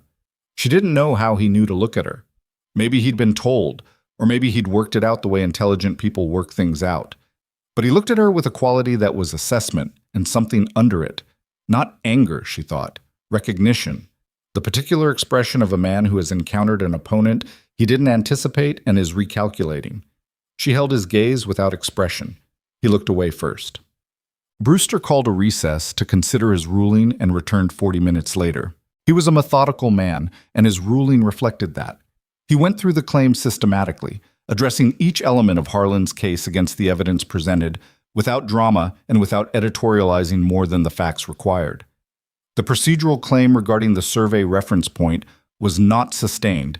The combination of Alvarado's testimony, field notebooks, and Dutch's corroborating account was, in Brewster's assessment, sufficient to establish the accuracy of the original filing. The Cole letter could not be credited given the demonstrable impossibility of its stated provenance. The family agreement claim, without documentation or credible independent corroboration, did not meet the evidentiary standard required to challenge a decades-old land patent. The claim was denied in its entirety.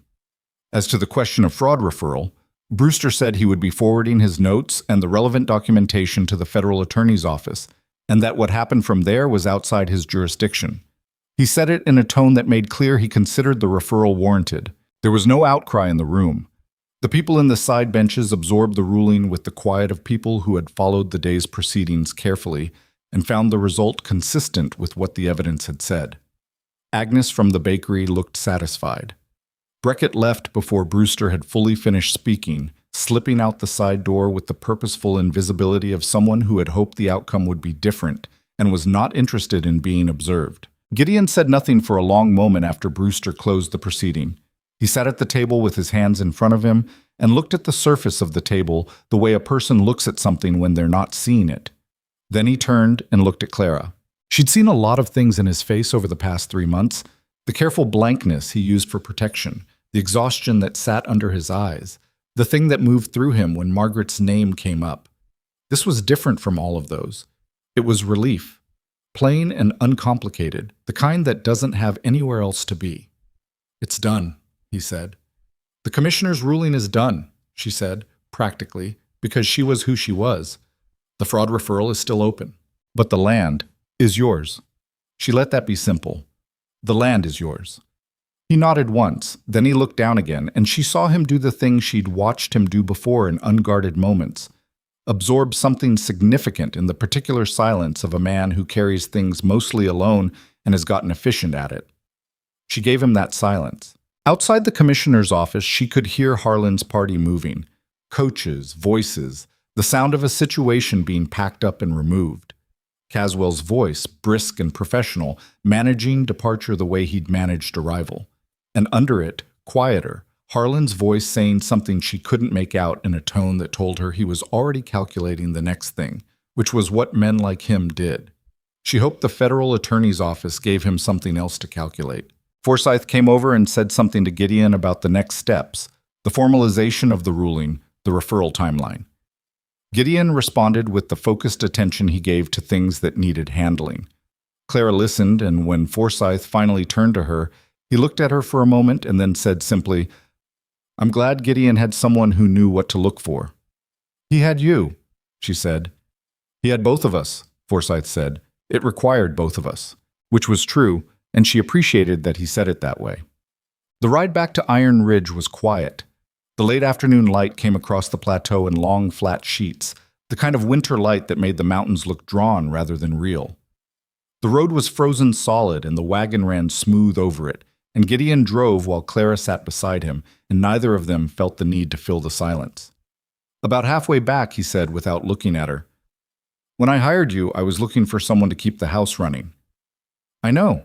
I wasn't expecting—" He stopped, took a different approach. "I wasn't expecting any of this." "Neither was I," she said honestly. He was quiet for a moment. The horses moved at a steady pace, their breath coming in small clouds in the cold air. The ridge rose ahead of them, dark against the sky. "Clara," he said. She waited. "I don't know how to say—" He stopped again, which was not like him. He was a man who was direct when he spoke, who said what he meant without a lot of architecture around it. This was different. "You didn't have to do any of this, the Denver trip, the documents. You didn't have to." "No," she agreed. "I didn't." "Why did you?" She thought about how to answer that honestly, which was the only way she knew to answer things.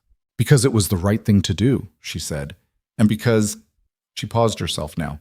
"Because I've been in places where I had nothing and no one, and I know what it looks like when something matters to a person, and I didn't want to watch you lose it to a man who manufactured documents in a hotel that burned down 2 years before he used its stationery."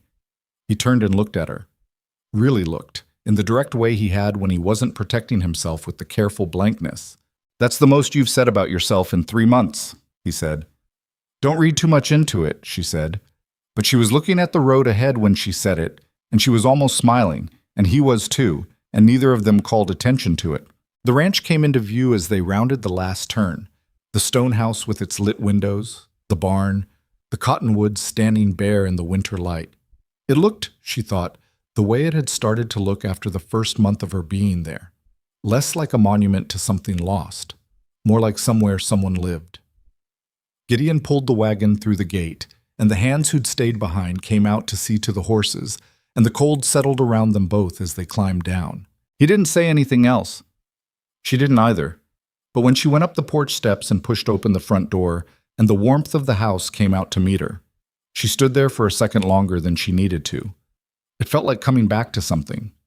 She wasn't sure when that had happened, but it had. The days after the hearing settled into something different. Not easier, exactly, but different in the way a room feels different after you've opened a window that's been shut for years. The air moves, and you realize how still everything had been before, and you're not sure yet whether the movement is comfortable or just unfamiliar. Gideon was quieter than usual in the days immediately following, which Clara hadn't anticipated. She'd expected some form of release, not celebration, that wasn't who he was, but some visible easing of the tension that had been running through the ranch for weeks. Instead, he went back to work with the same focused intensity he'd had before the hearing, out before sunrise, in after dark. And when he came to the kitchen table in the evenings, he ate without much conversation and went upstairs earlier than he had in weeks. She let him be. She understood, more than she'd have been able to explain to anyone, the particular aftermath of a thing you've been holding yourself together for. When the thing was over, you didn't always feel relief. Sometimes you felt the shape of everything it had cost you. It was Dutch who told her what was actually happening. He came to the kitchen door on the third morning, which was unusual. Dutch respected the kitchen as her domain and didn't come to the door unless he needed something specific. He had his hat in his hands, and his expression was the particular one he wore when he was about to say something he'd been thinking about for longer than the conversation would indicate. "He rode out to the north section yesterday evening," Dutch said, "after you'd gone in for the night." Clara set down the pan she was washing. "Alone. Alone." Dutch turned his hat in his hands. "Stayed out there past dark. I only know because Eli saw him go, and the boy came and told me because he wasn't sure if he should be worried." "Should he have been?" Dutch was quiet for a moment. "I don't think he was in any danger. I think he just needed to see it. The land he kept." He paused. "He does that sometimes after a hard thing, goes out and stands on the ground like he needs to make sure it's still there." Clara dried her hands and thought about that. "He hasn't said anything to me about it," she said. "No, he wouldn't." Dutch put his hat back on. "Just thought you should know the lay of things. Same as before." He left the way he'd come, and Clara stood in the kitchen for a while, thinking about a man who rode out alone in the dark to stand on land he'd just defended in a federal hearing, and what that said about what the land actually meant to him, and what all of it said about the 3 years he'd spent inside a grief so dense it had made him stop maintaining what the people around him needed. She made breakfast and didn't say anything about it. Gideon came in from the north section that evening. She knew that's where he'd been because he'd come back carrying the particular cold of open land in December, different from the cold of the yard or the barn. He washed up and came to the table, and she put supper in front of him and sat down across from him with her own plate, which she'd been doing more often in the past weeks without either of them formally acknowledging that the arrangement had changed. He ate for a while in silence. Then he said, without looking up, "I walked the whole northern boundary today." "I know," she said. "Dutch told me you went out." He glanced up. "Of course he did. He was worried about you." "He worries too much for a man his age." But there wasn't any heat in it. "He worries the right amount for someone who's been with you for 23 years, she said. "What was it like out there?" Gideon set down his fork. He was quiet for a moment in the way that meant he was deciding whether to answer the way people did on the surface or the way they actually meant. "My father broke the first ground on that section in 1862, he said. "I was about 14. He took me out with him for the first survey walk after Alvarado had finished. He wanted me to know exactly where the lines were."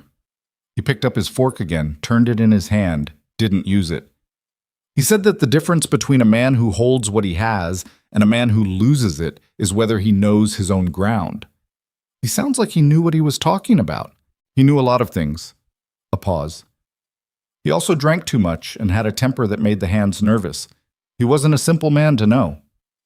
"Most people aren't," Clara said. He looked at her. Something in his face opened slightly, in the way it occasionally did when she said something that landed where it was supposed to. "No," he said. "They're not." They finished supper mostly in silence after that, but it was the kind of silence that had stopped being empty somewhere in the past few months. It had weight and texture and specific meaning, the way silence between people who have been through something together tends to develop. After she cleared the plates, he stayed at the table, which was usual, and she made tea, which had become usual.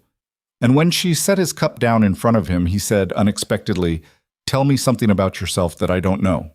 She paused. "That's a broad question," she said. "I know. I'm asking it anyway." He held her gaze, and she recognized her own approach being used back at her, and found she didn't mind it the way she might have before. She sat back down, wrapped her hands around her own cup, and thought about what was true and what she was willing to say. "I was married," she said, "for 2 years, a long time ago, before Missouri, before Kansas, before any of it." Gideon's expression didn't change, but his attention sharpened. He didn't say anything. "He was a good man in most ways," she said. "Decent, hard-working. He died of fever when I was 24, and we hadn't figured out yet how to be easy with each other." She looked at her cup. "I think we would have, eventually. But we didn't have eventually." "I'm sorry," he said. "It was a long time ago," she said, which was the same thing she'd said when he told her about his mother. He recognized it. She could see him recognize it. And he let it be, the same way she'd let it be when he said it. "And after that," he said, Not pushing exactly, just leaving the door open. After that, I moved around a lot. Did what work I could find. Ended up in Santa Fe for the legal office because I was good with paperwork and details, and the attorney didn't care that I was a woman as long as I was useful. She paused. He closed the practice when I was 31, and I went back to cooking because it was reliable and I was tired of being unreliable. How old are you now? 34. He was quiet for a moment. I'm 46, he said, which she'd roughly known. I know. He turned his coffee cup in a slow circle on the table. Margaret was 31 when she died, he said. Quietly. Not painfully, or not only painfully. We were together for 9 years. She knew how to be in a place, how to make a place feel like it was worth being in. He paused. I didn't understand what she was doing while she was doing it. You don't, always. You only understand it when it stops. Clara thought about the empty house she'd walked into in September. The drawn curtains, the dead garden, the shelf of books nobody touched. Yes, she said. That's exactly right. He looked at her. The lamp on the table was low, the way it got when neither of them had thought to trim it, and in the low light his face had a different quality, less defended, the lines of it easier. He looked like someone who was, for the first time in a long time, saying the actual thing. She would have liked you, he'd said that once before, in the early weeks over the watercolor painting. She hadn't known what to do with it then. She wasn't entirely sure now, but she was less afraid of it. You said that before, she said. I meant it both times. He held her gaze steadily. Clara, I want to ask you something, and I need you to tell me honestly if it's... He stopped, tried again. If it's not welcome. She waited. Her hands were still on the cup, and she made herself keep them there. Have you thought about staying? He asked. Not as the cook, just staying. The question sat between them. She was aware of her own heartbeat in a way she hadn't been a moment ago. She was aware of how quiet the house was, of the sound of the fire in the stove, of all the specific things that had accumulated over 3 months, the evenings at the kitchen table, the documents spread across the surface, the tea, the silence that had stopped being cold. I've thought about it, she said carefully. And? She looked at him. He was watching her with the directness he had when he wasn't protecting anything, and she understood that this was the thing he'd been carrying in the weeks since the hearing. Not just the aftermath of the case, but this. The question of what came next and whether she was part of it. I've been careful, Gideon, she said. All my life, I've been careful about what I let myself need because needing things made me vulnerable, and I couldn't afford to be vulnerable. She kept her voice steady. I don't know how to not be careful. I'm not sure I can just decide to stop. I'm not asking you to stop being careful, he said. I'm asking you to think about the question. I have been thinking about it, she said. I've been thinking about it since Denver. Something moved through his face. That's not a no. No, she said. It's not. He breathed in and out. All right, he said. That's all right for now. She nodded once. He went back to his tea. She went back to hers. The fire in the stove made its quiet sounds, and the night settled around the house, and neither of them felt the need to say anything else. It was, she thought, a beginning, an imperfect, careful, slightly sideways beginning, but a beginning nonetheless. January came in hard. The cold that settled over the plateau in the first week of the new year was the serious kind. The kind that froze the stock tanks overnight and made the horses restless and turned the ground to iron under 3 inches of frost. Clara kept the stove running through the nights and made hot meals at every sitting and found herself thinking about the ranch in a way she hadn't quite let herself think about it before. Not as a place she was working, but as a place that had a specific kind of difficulty in winter and required specific kinds of attention. She expanded the garden planning, ordered seeds from a catalog she found in the supply room. Not extravagantly, just practically. Corn, beans, more lavender for the south bed, tomatoes for the kitchen garden that she'd identified would get good afternoon sun.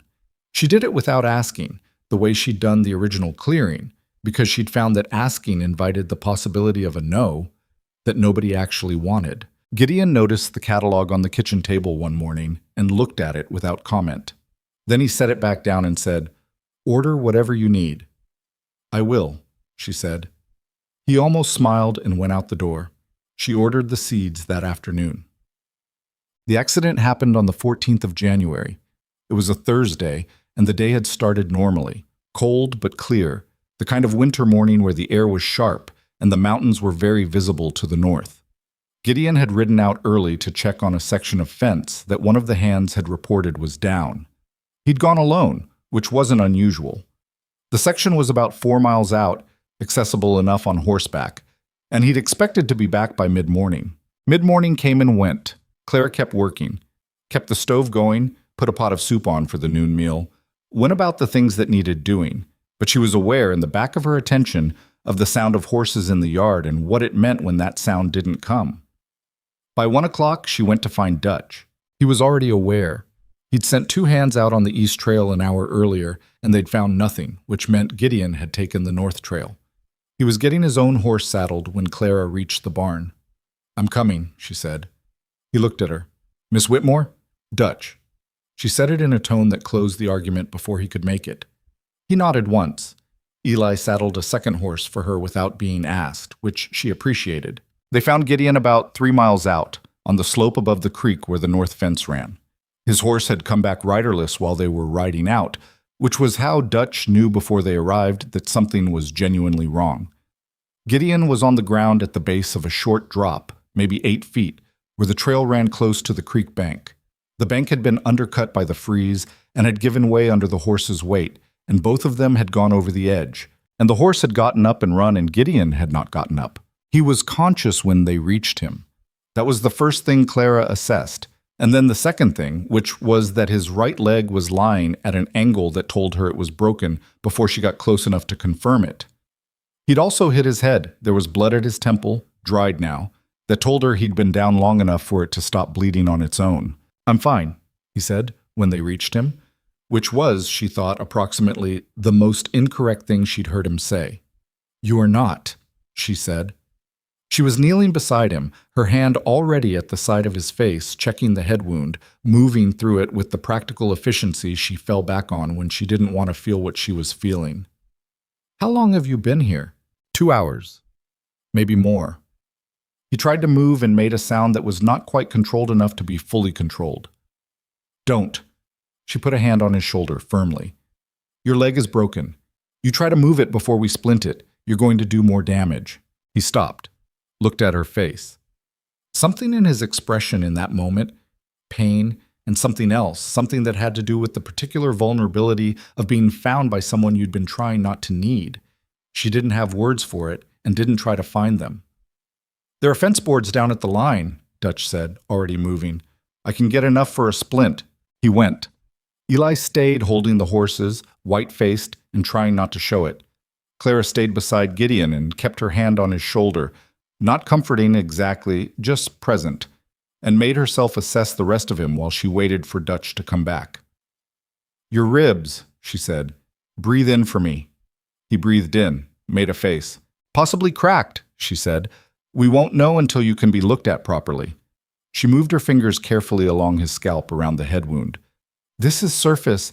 It's not deep enough to worry me." "You know about injuries now as well," he said. His voice was strained but present. He was tracking, which was important. "I know about what I've had to know about," she said, which was the only explanation she intended to give. He reached up and caught her hand, not to stop her from moving, just held it. His grip was not as strong as it usually would be, which told her about the pain more than the sound he'd made. She held his hand back, didn't move it. "I didn't put you in my calculations for the day," he said, which she understood to mean something different from its surface meaning. "That's something to address when your leg is set and you can think straight," she said. A pause. "You're right. I usually am," she said, and she heard him make a sound that was, remarkably, half a laugh. That's it. Getting him back to the ranch was slow and difficult, and not comfortable for anyone involved, least of all Gideon. Dutch fashioned a splint from the fence boards in her own petticoat, which she tore into strips without sentiment. They got him on a horse with the careful, collaborative effort of people who were all aware that pain was being managed on willpower, and that willpower had limits. The doctor from Telluride came out the following morning. A young man named Hadley, who was more competent than his age suggested, and who confirmed what Clara had already assessed: compound fracture of the lower right leg, 2 cracked ribs, a head wound that would leave a scar but wouldn't cause lasting problems. He set the leg, which was the part that Gideon did not entirely manage to be silent through. He told Gideon he would not be walking properly for 6 to 8 weeks and would not be riding for 12. Gideon's response to this was unprintable. Hadley looked at Clara when he left and said, "He's going to try to do things he shouldn't." "I know," she said. "You'll need to—" "I know," she said again. Hadley nodded and went. The weeks that followed were their own particular education. Gideon was, as a patient, exactly as difficult as she'd expected. He tolerated the first week with reasonable grace, mostly because the pain made movement genuinely impossible, and even he couldn't argue with that. By the second week, when the pain had reduced to something manageable, he began making attempts to conduct normal business from the bedroom, which she found she could accommodate. She brought him his correspondence and his account books and sat in the chair by the window and went over things with him when he needed a second opinion, which was most of the time. By the third week, he was trying to get downstairs. She found him on the landing at 6 in the morning, having gotten himself out of bed, and to the top of the stairs on the crutch, Hadley had left, standing there with the expression of a man who had overestimated his own recovery by about 2 weeks. "Go back to bed," she said, from the bottom of the stairs. "I'm fine." "Gideon," she looked up at him. "You're white as a sheet and you're sweating. It's warm up here. It's January. Get back in bed before you fall down the stairs and we start this whole thing over." He looked at her with the specific frustration of a strong-willed man in a situation where his will was not the operative factor. Then he turned, very carefully, and went back to the bedroom. She brought him breakfast upstairs. "You don't have to do that," he said. "I know I don't have to." She set the tray on the bedside table. "Move over, the light's bad on that side." He moved over. She adjusted the tray so the lamp was properly positioned and he could eat without straining. He watched her do it. "Clara," he said, "eat your breakfast." "I'm trying to say something." She straightened up and looked at him. He was sitting against the headboard with his leg extended on the pillow she'd put under it, and his hair wasn't combed, and he looked tired in a way that was softer than his usual tired, less defended, more just human. "Say it then," she said. "I don't know what I'd have done," he said. "If you hadn't come when you did, out on the slope." He said it simply, without building anything around it. "I'd been down 2 hours and I'd stopped thinking the cold was going to be a problem and started thinking it was going to be the problem. And then I heard horses." She kept her hands still at her sides. "Dutch would have found you." "Maybe." He held her gaze. "But it was you who came." "Dutch came too." "Clara." "All right," she said. She sat down in the chair by the window and looked at him directly. "All right. I came because I was worried. I was worried because—" She stopped, measured herself. "Because it matters to me what happens to you. That's all I'll say about it right now." "That's enough," he said, quietly. "That's more than enough." She picked up her own cup of coffee from the windowsill. "Eat your breakfast before it gets cold." He ate his breakfast. She drank her coffee. The morning light came through the window and moved slowly across the floor the way winter light moves. And neither of them said anything else. And it was, she found, exactly sufficient. He made it downstairs in the 4th week, properly this time, and spent the days at the kitchen table going through accounts and correspondence with the systematic focus he brought to everything. Clara worked around him, cooking, managing the house, going over the daily questions with Wade Pruitt, who had become, over the months, something approaching a functional working relationship. Not warm, but functional. She read to him in the evenings. She'd started it almost accidentally. She'd been reading her own book at the kitchen table one night while he worked through accounts. And he'd looked up at one point and asked what she was reading, and she'd told him, and he'd said he'd read it years ago and didn't remember it well. And she'd read a passage aloud to illustrate a point about the plot.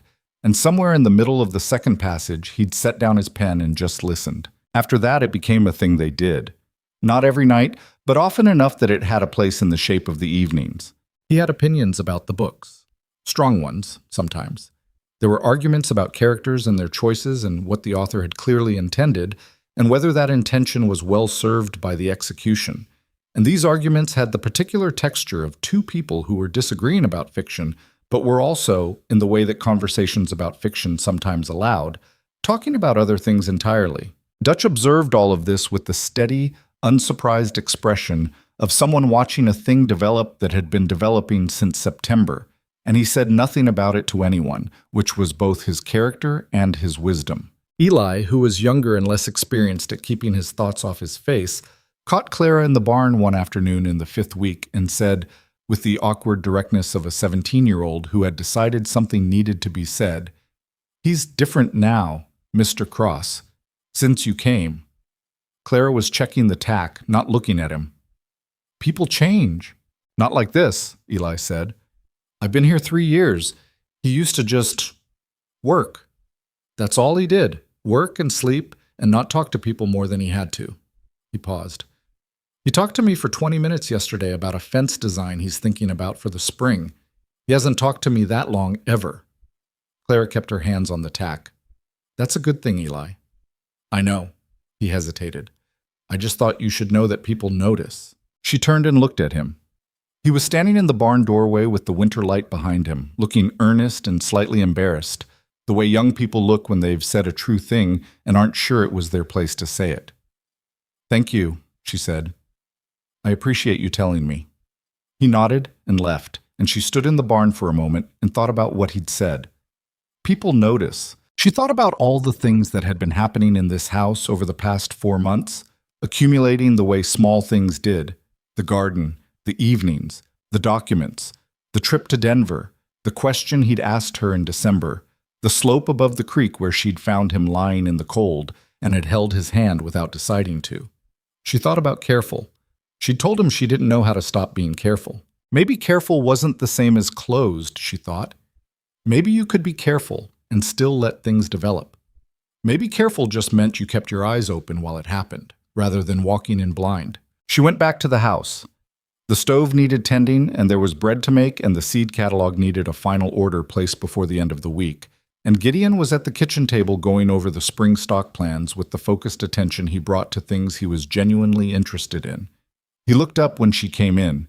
She hung her coat, went to the stove, started checking what needed doing. "The lavender seeds came," he said. "I saw." She'd brought them in from the post bundle that morning. "Good." He went back to his plans. "The south bed will need work before they can go in. The soil's compacted on the west side." "I know," she said. "I'll address it in March." "I can help," he said. "By March, the leg should be—" "By March, you can hold the trowel," she said. "And tell me what you think needs doing, and I'll tell you whether you're right." He made a sound that was becoming gradually, more reliably his version of a laugh. "Fair enough," he said. She found herself almost smiling and let it happen. Outside, the January cold pressed against the windows, and the mountains stood in their permanent positions against the sky. And the ranch was quiet, with the particular quiet of a place that had been through something and had come out the other side of it. Not unchanged, but not broken either. In the kitchen, the lamp was warm, and the bread was rising, and 2 people who had both been alone for a long time were sitting in the same room without either of them feeling the need to be anywhere else. It wasn't a simple thing. Neither of them was a simple person. There were pieces of both their histories that would take a long time to say aloud, and some that might never be said, and that was the reality of people who had lived enough life to have weight to them. But the warmth was real. The bread was rising.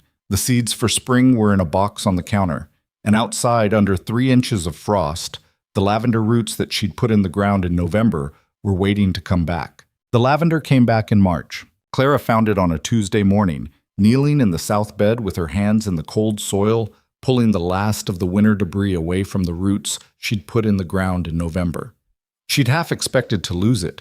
The January freeze had been severe enough that she'd given the bulbs maybe even odds.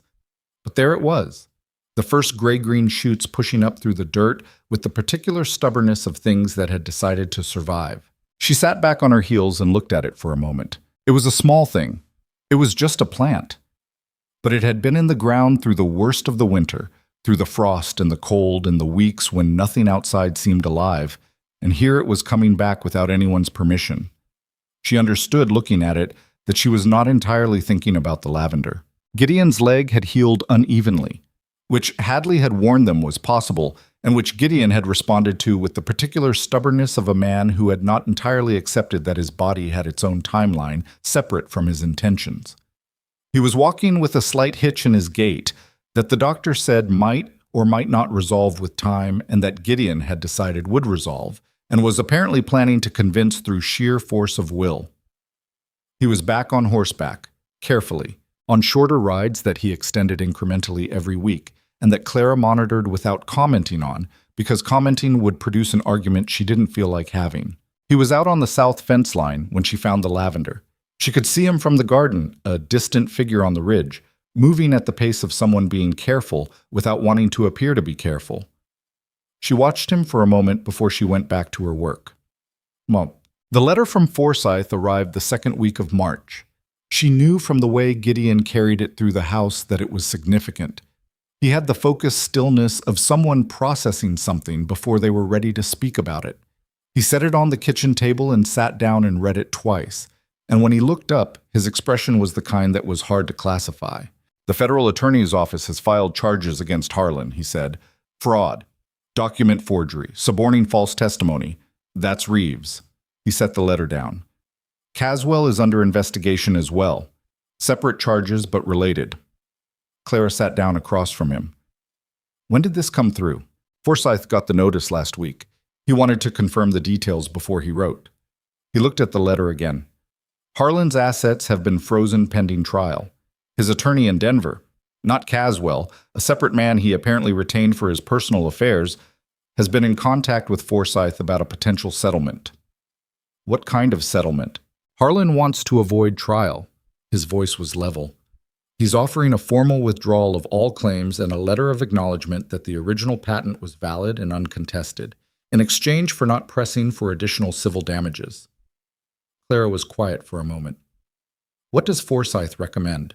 "Forsyth recommends I take it. He says a civil damages case would cost more in time and legal fees than I'm likely to recover, and that the criminal charges the federal attorney is pursuing are the real consequence Harlan is facing." He paused. "He says I've won what can be won." She looked at him. "And what do you think?" Gideon was quiet for a long moment. He had a way of sitting when he was genuinely thinking something through, not the productive stillness of someone working, but a deeper kind of stillness, like a man looking at a landscape and trying to see all of it at once. "I think Forsyth is right," he said. "I think the settlement is the practical answer, and the criminal charges are the actual consequence." He folded the letter. "I also think that a man who did what Harlan did deserves to face what he's facing, and I'm willing to let the federal attorney handle that part. It's not my job to make sure he suffers for it. My job was to keep the ranch." "And you kept it." "We kept it," he said. He said it directly and without qualification, looking at her when he said it. She held his gaze. "Except the settlement," she said. "Forsyth is right." He nodded once. "I'll write to him today." He did. She saw the letter go out with the afternoon rider, and when it was gone, she felt something she hadn't expected. Not relief, exactly. More like the closing of a parenthesis, a long, difficult, necessary sentence that had finally come to its end. Spring arrived the way it always did on the plateau. Not gently, not all at once, but in the argumentative, back-and-forth way of a season that had to fight for every degree of warmth it gained. There were good days, and then there were days when the wind came down off the mountains and made you doubt whether winter had actually conceded anything at all. The hands worked through it with the resigned competence of people who understood that this was simply what this place was in March. Clara planted the kitchen garden in the second week, which was probably a week earlier than she should have, and which she did anyway, because she'd looked at the soil temperature and made her own assessment, and her assessment was that it was ready. She was mostly right.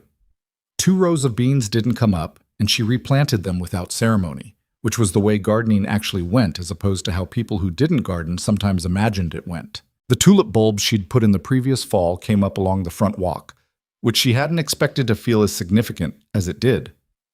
They were just tulips. Red, mostly, with a few yellow ones scattered through. They were exactly what bulbs in good soil did when you gave them enough time. But she stood at the kitchen window one morning and looked at them for a long time before she went back to what she'd been doing.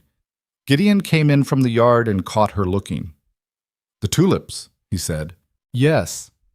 He stood beside her at the window and looked at them, close enough that she was aware of the warmth of him, which she'd become aware of in the way you become aware of specific things when your attention keeps returning to them. "Margaret put those bulbs in the first year we were here," he said, 1874. "She ordered them from a catalog, and I thought it was an unnecessary expense, and she told me that necessary and sufficient weren't the same thing." A pause. "She was right." "She was," Claire said. He turned and looked at her. "You found them in the garden shed." "In October, I wasn't sure if it was all right." "It was all right," he said. Yes, it's all right." She nodded. He stayed at the window for a moment longer, and she let him, because that was a moment that belonged to him, and she understood that the two things, what had been and what was now, weren't in competition with each other. They lived in the same house, in the same garden, in the same man. And that wasn't a problem to be solved. It was just the truth of how time worked. And she'd lived long enough to know that people who pretended otherwise were making their lives smaller than they needed to be. He asked her on an afternoon in late April. She'd been out at the cottonwood grove at the north end of the garden, the big trees that marked the edge of the cultivated land and the beginning of the open pasture.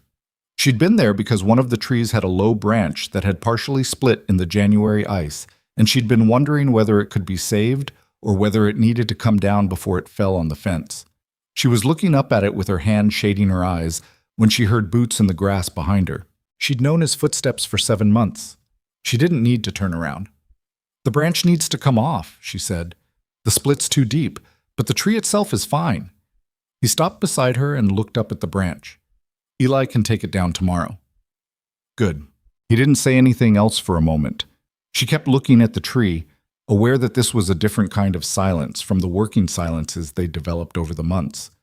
This one had weight to it, the kind of weight that came before something. "Clara," he said. She turned and looked at him. He was standing in the afternoon light with his hat in his hands. He'd taken it off, which was not something he did casually, and he was looking at her with the particular directness he had when he decided to say the thing he meant and not build anything around it. "I'm going to ask you something," he said, "and I want you to know before I ask it that the answer isn't going to change anything between us if it's no. You have a place here regardless. That's not contingent on anything." She felt her heartbeat in her throat.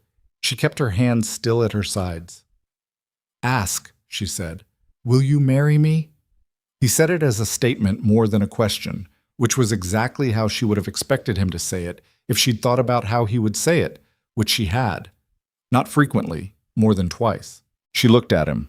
He was 46 years old, and his hair had silver in it at the temples, and his right leg still gave him trouble on cold mornings. And he wasn't easy, and he wasn't uncomplicated, and he carried the weight of years the way most people who'd actually lived their years did. Not gracefully, not cleanly, but honestly. She thought about careful. She'd told him in December that she'd been careful all her life. She told him she didn't know how to stop. She thought about the woman she'd been when she came through that gate in September, tired, with a hole in her boot, and a life that had been built around not needing things. She thought about the kitchen table and the documents spread across it, and Denver in December and the slope above the creek where she'd held his hand without deciding to.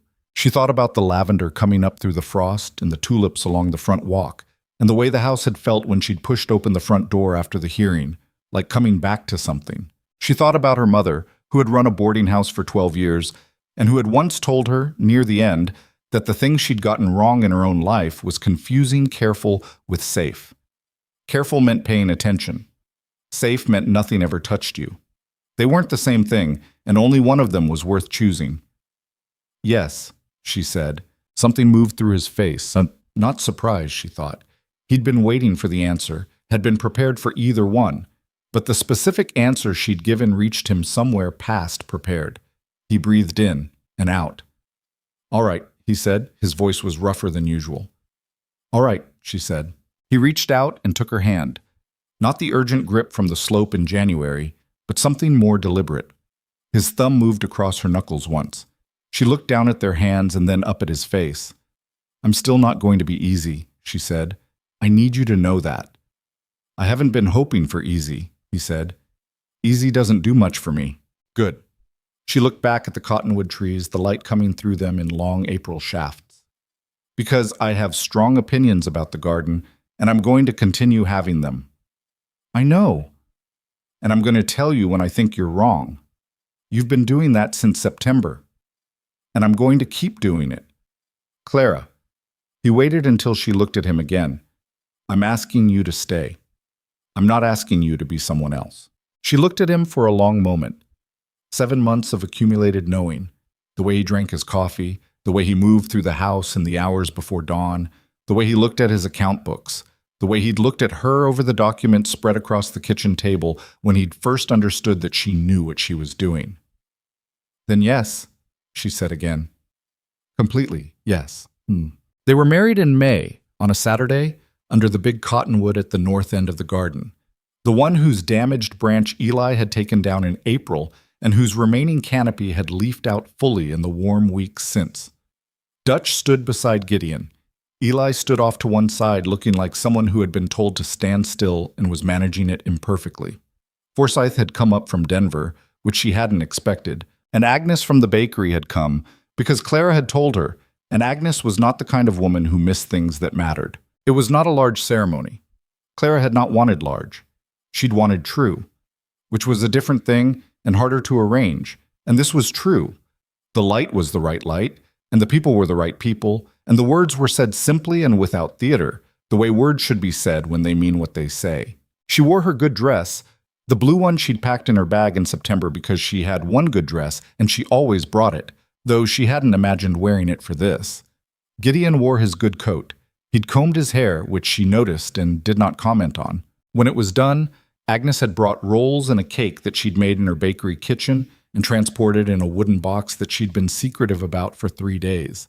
Dutch said something quiet to Gideon that made Gideon look at the ground for a moment and then nod. And she didn't hear what it was and didn't ask.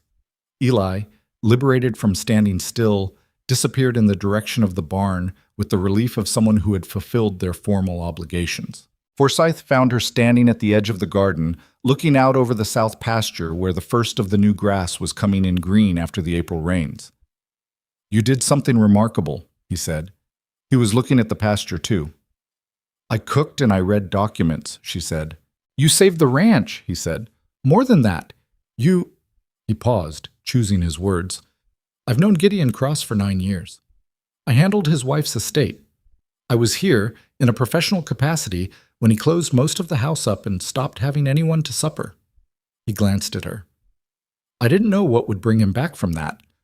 I'm not sure anyone knew, but he's different, properly different. People change, she said. Not always, Forsyth said. That's rather the point. He went to find Gideon, and she stayed at the edge of the garden for another moment, looking at the pasture and the mountains beyond it, and the particular blue of the May sky above the plateau.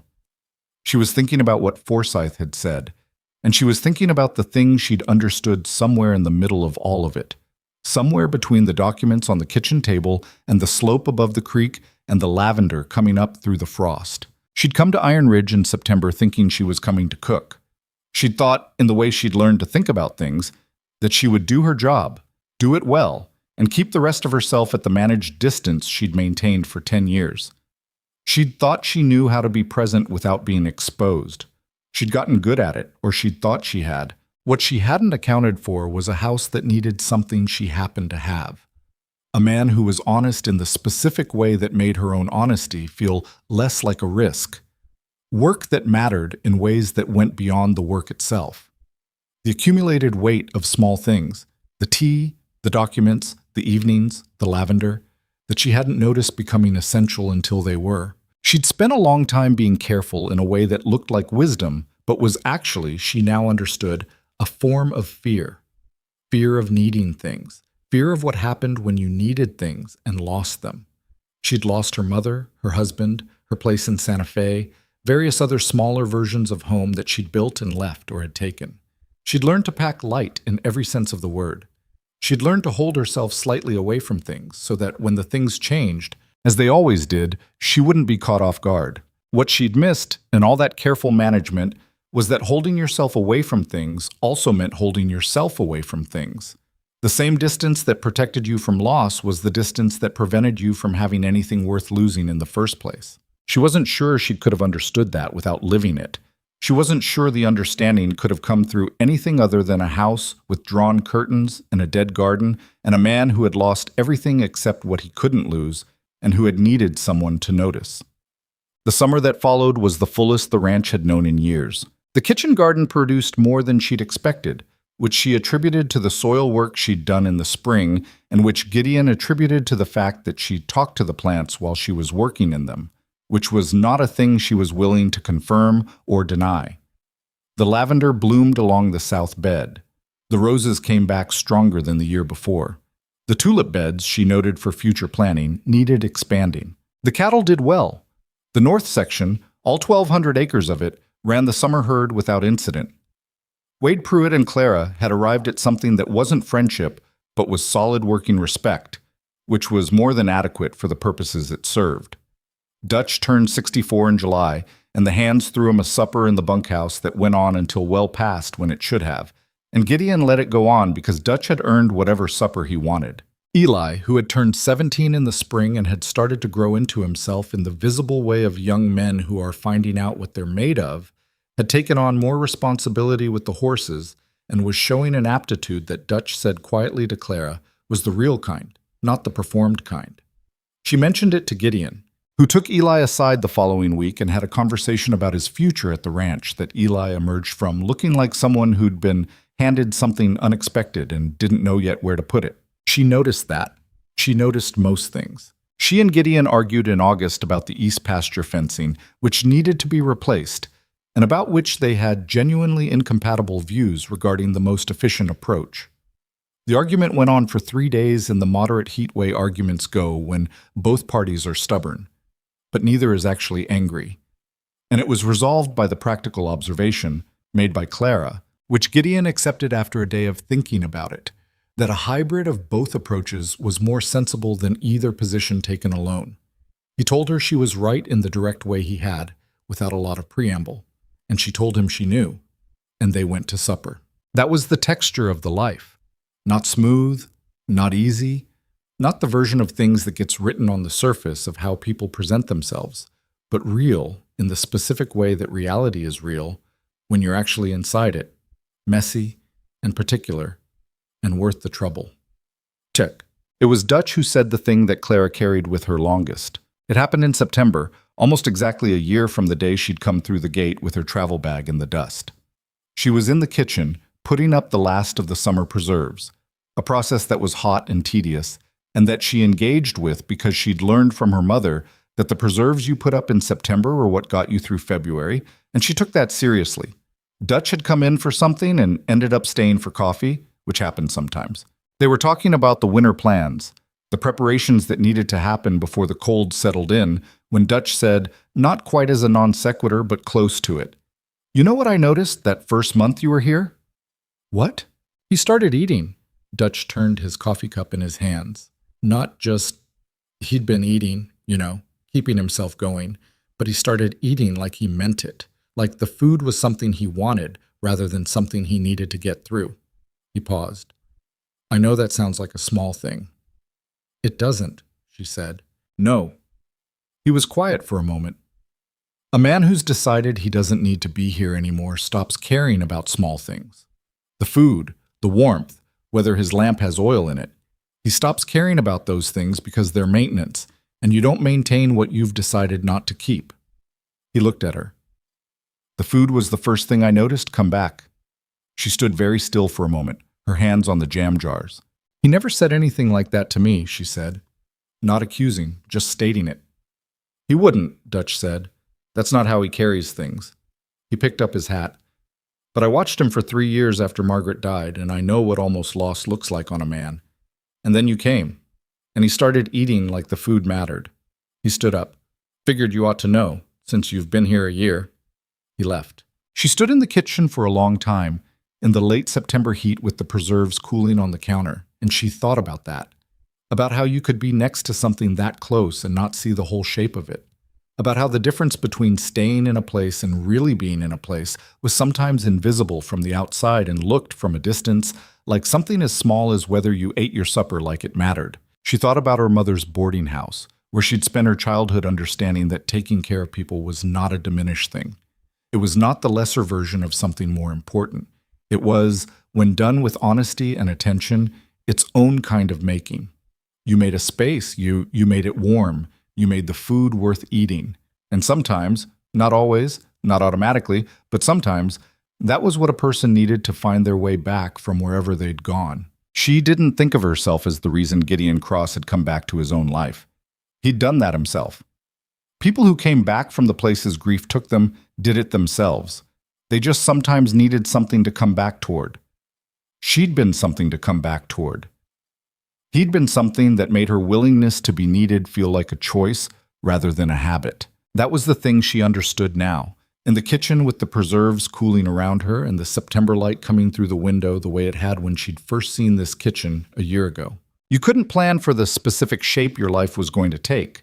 You couldn't arrange it in advance. The most you could do was show up where you were supposed to be and pay attention and do the work in front of you honestly, and let what happened happen without flinching too hard when it asked things of you hadn't expected to give. She'd spent a decade thinking that was a concession, a way of enduring rather than living. She understood now that she'd been wrong. Showing up and paying attention and doing the honest work, that wasn't the lesser version. That was the whole thing. She was in the garden on the last Saturday of September when Gideon came and found her. She was deadheading the roses, the ones that had come back stronger than the year before, as she'd noted, and she heard him coming across the grass with the slight unevenness of his gait that the cold morning had put in it and that the afternoon sun had partly resolved. He stopped beside her, looked at the roses, then at her. "You've been out here for 2 hours," he said. "I know. Supper's not started." "I know that too." She clipped another spent bloom. "Supper will be started when I go in. It won't take long." He was quiet for a moment. She could feel him looking at her the way he sometimes did when he was thinking about something separate from what he was looking at. "A year ago today," he said. She stopped clipping. "I know. You came through the gate and told me the stage ran on the railroad schedule. You told me I was late. You were late. By 45 minutes. She looked at him. "Because the stage was late, which was the railroad's fault, not mine." Something moved through his face. "I was also—" He paused. "I wasn't particularly—" "You were not," she said, "particularly welcoming." "No." A pause. "I'm aware of that." "I know you are." She went back to the roses. "I wasn't particularly easy either. I told your foreman to come back in an hour when he came to the kitchen door." He mentioned that. He needed to learn that the kitchen was my domain. He learned it. Yes, he did. She finished the last stem and dropped the clippings into the basket. "Gideon." "Yes." "I wasn't looking for this," she said. "When I came here, I want you to know that. I didn't come here with any intention beyond doing my job and being left alone to do it." "I know," he said. "Neither was I." She turned and looked at him. He was standing in the late September light with his hat on and his coat open because the afternoon had warmed enough to make the coat unnecessary, and he looked like himself. Exactly like himself. Not a version of himself that was performing anything. "It's better," she said. "What we have. It's better than what I thought I was willing to have." He held her gaze. "Yes," he said. "It is." She picked up the basket. "Come help me with supper. You can cut the carrots." "I cut them too thick last time." "Cut them thinner this time." He fell into step beside her, back toward the house, and the garden was behind them with the roses dead-headed and the lavender going silver in the September light, and the mountains were where they always were. And the ranch was what it had always been, land and work, and the particular weight of something built by human hands over years and years. But the house was different from what it had been. She knew that. Everyone who came to it knew that. The curtains were open. The east parlor had been aired out in the spring, carefully, on her suggestion, with Gideon making that decision himself and in his own time. And there was a chair in it now, and a lamp, and a shelf of books that got used. Margaret's watercolor painting was on the wall of the staircase landing, where the light was good in the mornings. She had thought about that placement for a week before suggesting it. He had agreed without taking long. Some things deserved to be remembered. Not hidden away, not displayed as monuments to grief, but placed where the light could reach them, and you could see them as you went about your days, the way you carried the people you'd lost. Not in front of everything, not buried, just present. She understood that now in a way she hadn't before. She understood a lot of things now that she hadn't before, and she was old enough to know that the understanding wasn't because she'd gotten smarter. It was because she'd stopped managing everything from a careful distance and had let herself actually be inside it. That was the thing about belonging somewhere. It didn't announce itself. It didn't arrive with ceremony or with a feeling that was easy to name. It accumulated. The way mornings accumulated into months. The way one person's habits became part of the texture of another person's days. The way a house absorbed the lives that were lived in it and gave something back that walls and timber and stone could not account for on their own. She belonged at Iron Ridge. She'd belonged there, she thought, since sometime around the 5th week, when she'd found the watercolor painting in the storage box and said the true thing about the garden to a man who needed to hear it and wasn't sure he was allowed to. Before that, she'd been competent and present and useful. After that, she'd been somewhere. The difference was smaller than people might expect, and it changed everything. She went into the kitchen and put the basket down and started the stove. And Gideon came in behind her and found the carrots without being told where they were because he knew where things were now, and he stood at the counter and cut them. Thinner than last time, she noted, without saying so. And the kitchen filled with the smell of the stove and the evening and the particular warmth that a kitchen produces when two people who know each other well are in it, doing what needs doing. Outside, the September light was going, the way light went in September, fast, with a particular gold quality that only lasted a few weeks before the season shifted and the gold became gray. The mountains were clear in the last of it. The cottonwoods at the north end of the garden were beginning to turn, the way they did every year, and would be full gold by the first week of October and bare by the 3rd, and she would watch that happen the way she'd watched this landscape through every season she'd been here and intended to watch it through every season that followed. That was what belonging felt like, she thought. Not safety. She knew better than to think anything lasted without work or without difficulty. Not happiness as a permanent condition. Nobody had that, and anyone who claimed they did was either lying or not paying attention. It felt like intention, like the choice you made every day to be where you were and mean it. To not hold yourself at the managed distance that made loss less sharp, but also made everything less real. To cut the carrots and start the stove and let the evening come in. To stay. Gideon set the cut carrots beside the stove and looked at her. "Good enough?" he asked. She looked at the carrots. They were uneven, some thin, some less thin, with the honest imprecision of a man who was not a cook and had other skills that had nothing to do with knife work. "Good enough," she said. She put them in the pot. The stove did what stoves do. The evening settled over the ranch. The mountains went dark against the sky, and the first stars appeared, the way they always did out here where the air was clear and there was nothing between you and the sky but altitude and open land. And in the kitchen of a stone house on a Colorado plateau, with the lamplight on the table and the supper on the stove, two people who had both been through enough of the wrong things to know what the right thing felt like stood in the same room at the end of an ordinary day and did not mistake that for anything less than what it was. Which was everything. Which was, in the end, the only thing that had ever actually mattered. Not the land, not the fortune, not the legal victories or the papers filed in the right offices or the schemes that failed. Those things mattered. She wasn't naive enough to say they didn't, but they were the frame. They were what held the shape of a life. They weren't the life itself. The life itself was this: the ordinary Thursday, the uneven carrots, the argument you had and resolved, and the one you were going to have next month about something neither of you could predict yet. The morning you woke up, and the mountains were there, and the person beside you was there, and the work was there, and all of it, taken together, added up to something that warranted the trouble of being alive for it. She'd learned that here. She hadn't known she needed to learn it. But that was the thing about the places you ended up, Clara thought, stirring the pot and listening to the ranch settle into its evening sounds around her. The places that actually changed you never announced themselves in advance. You didn't see them coming. You came through a gate in September with your travel bag in the dust, tired and late, and the man who met you wasn't welcoming, and the house behind him was dark in the wrong way, and nothing about the surface of it looked like what it turned out to be. You just showed up. You paid attention. You did the work. And sometimes, if you were willing to stay long enough to find out, that was the beginning of the whole thing.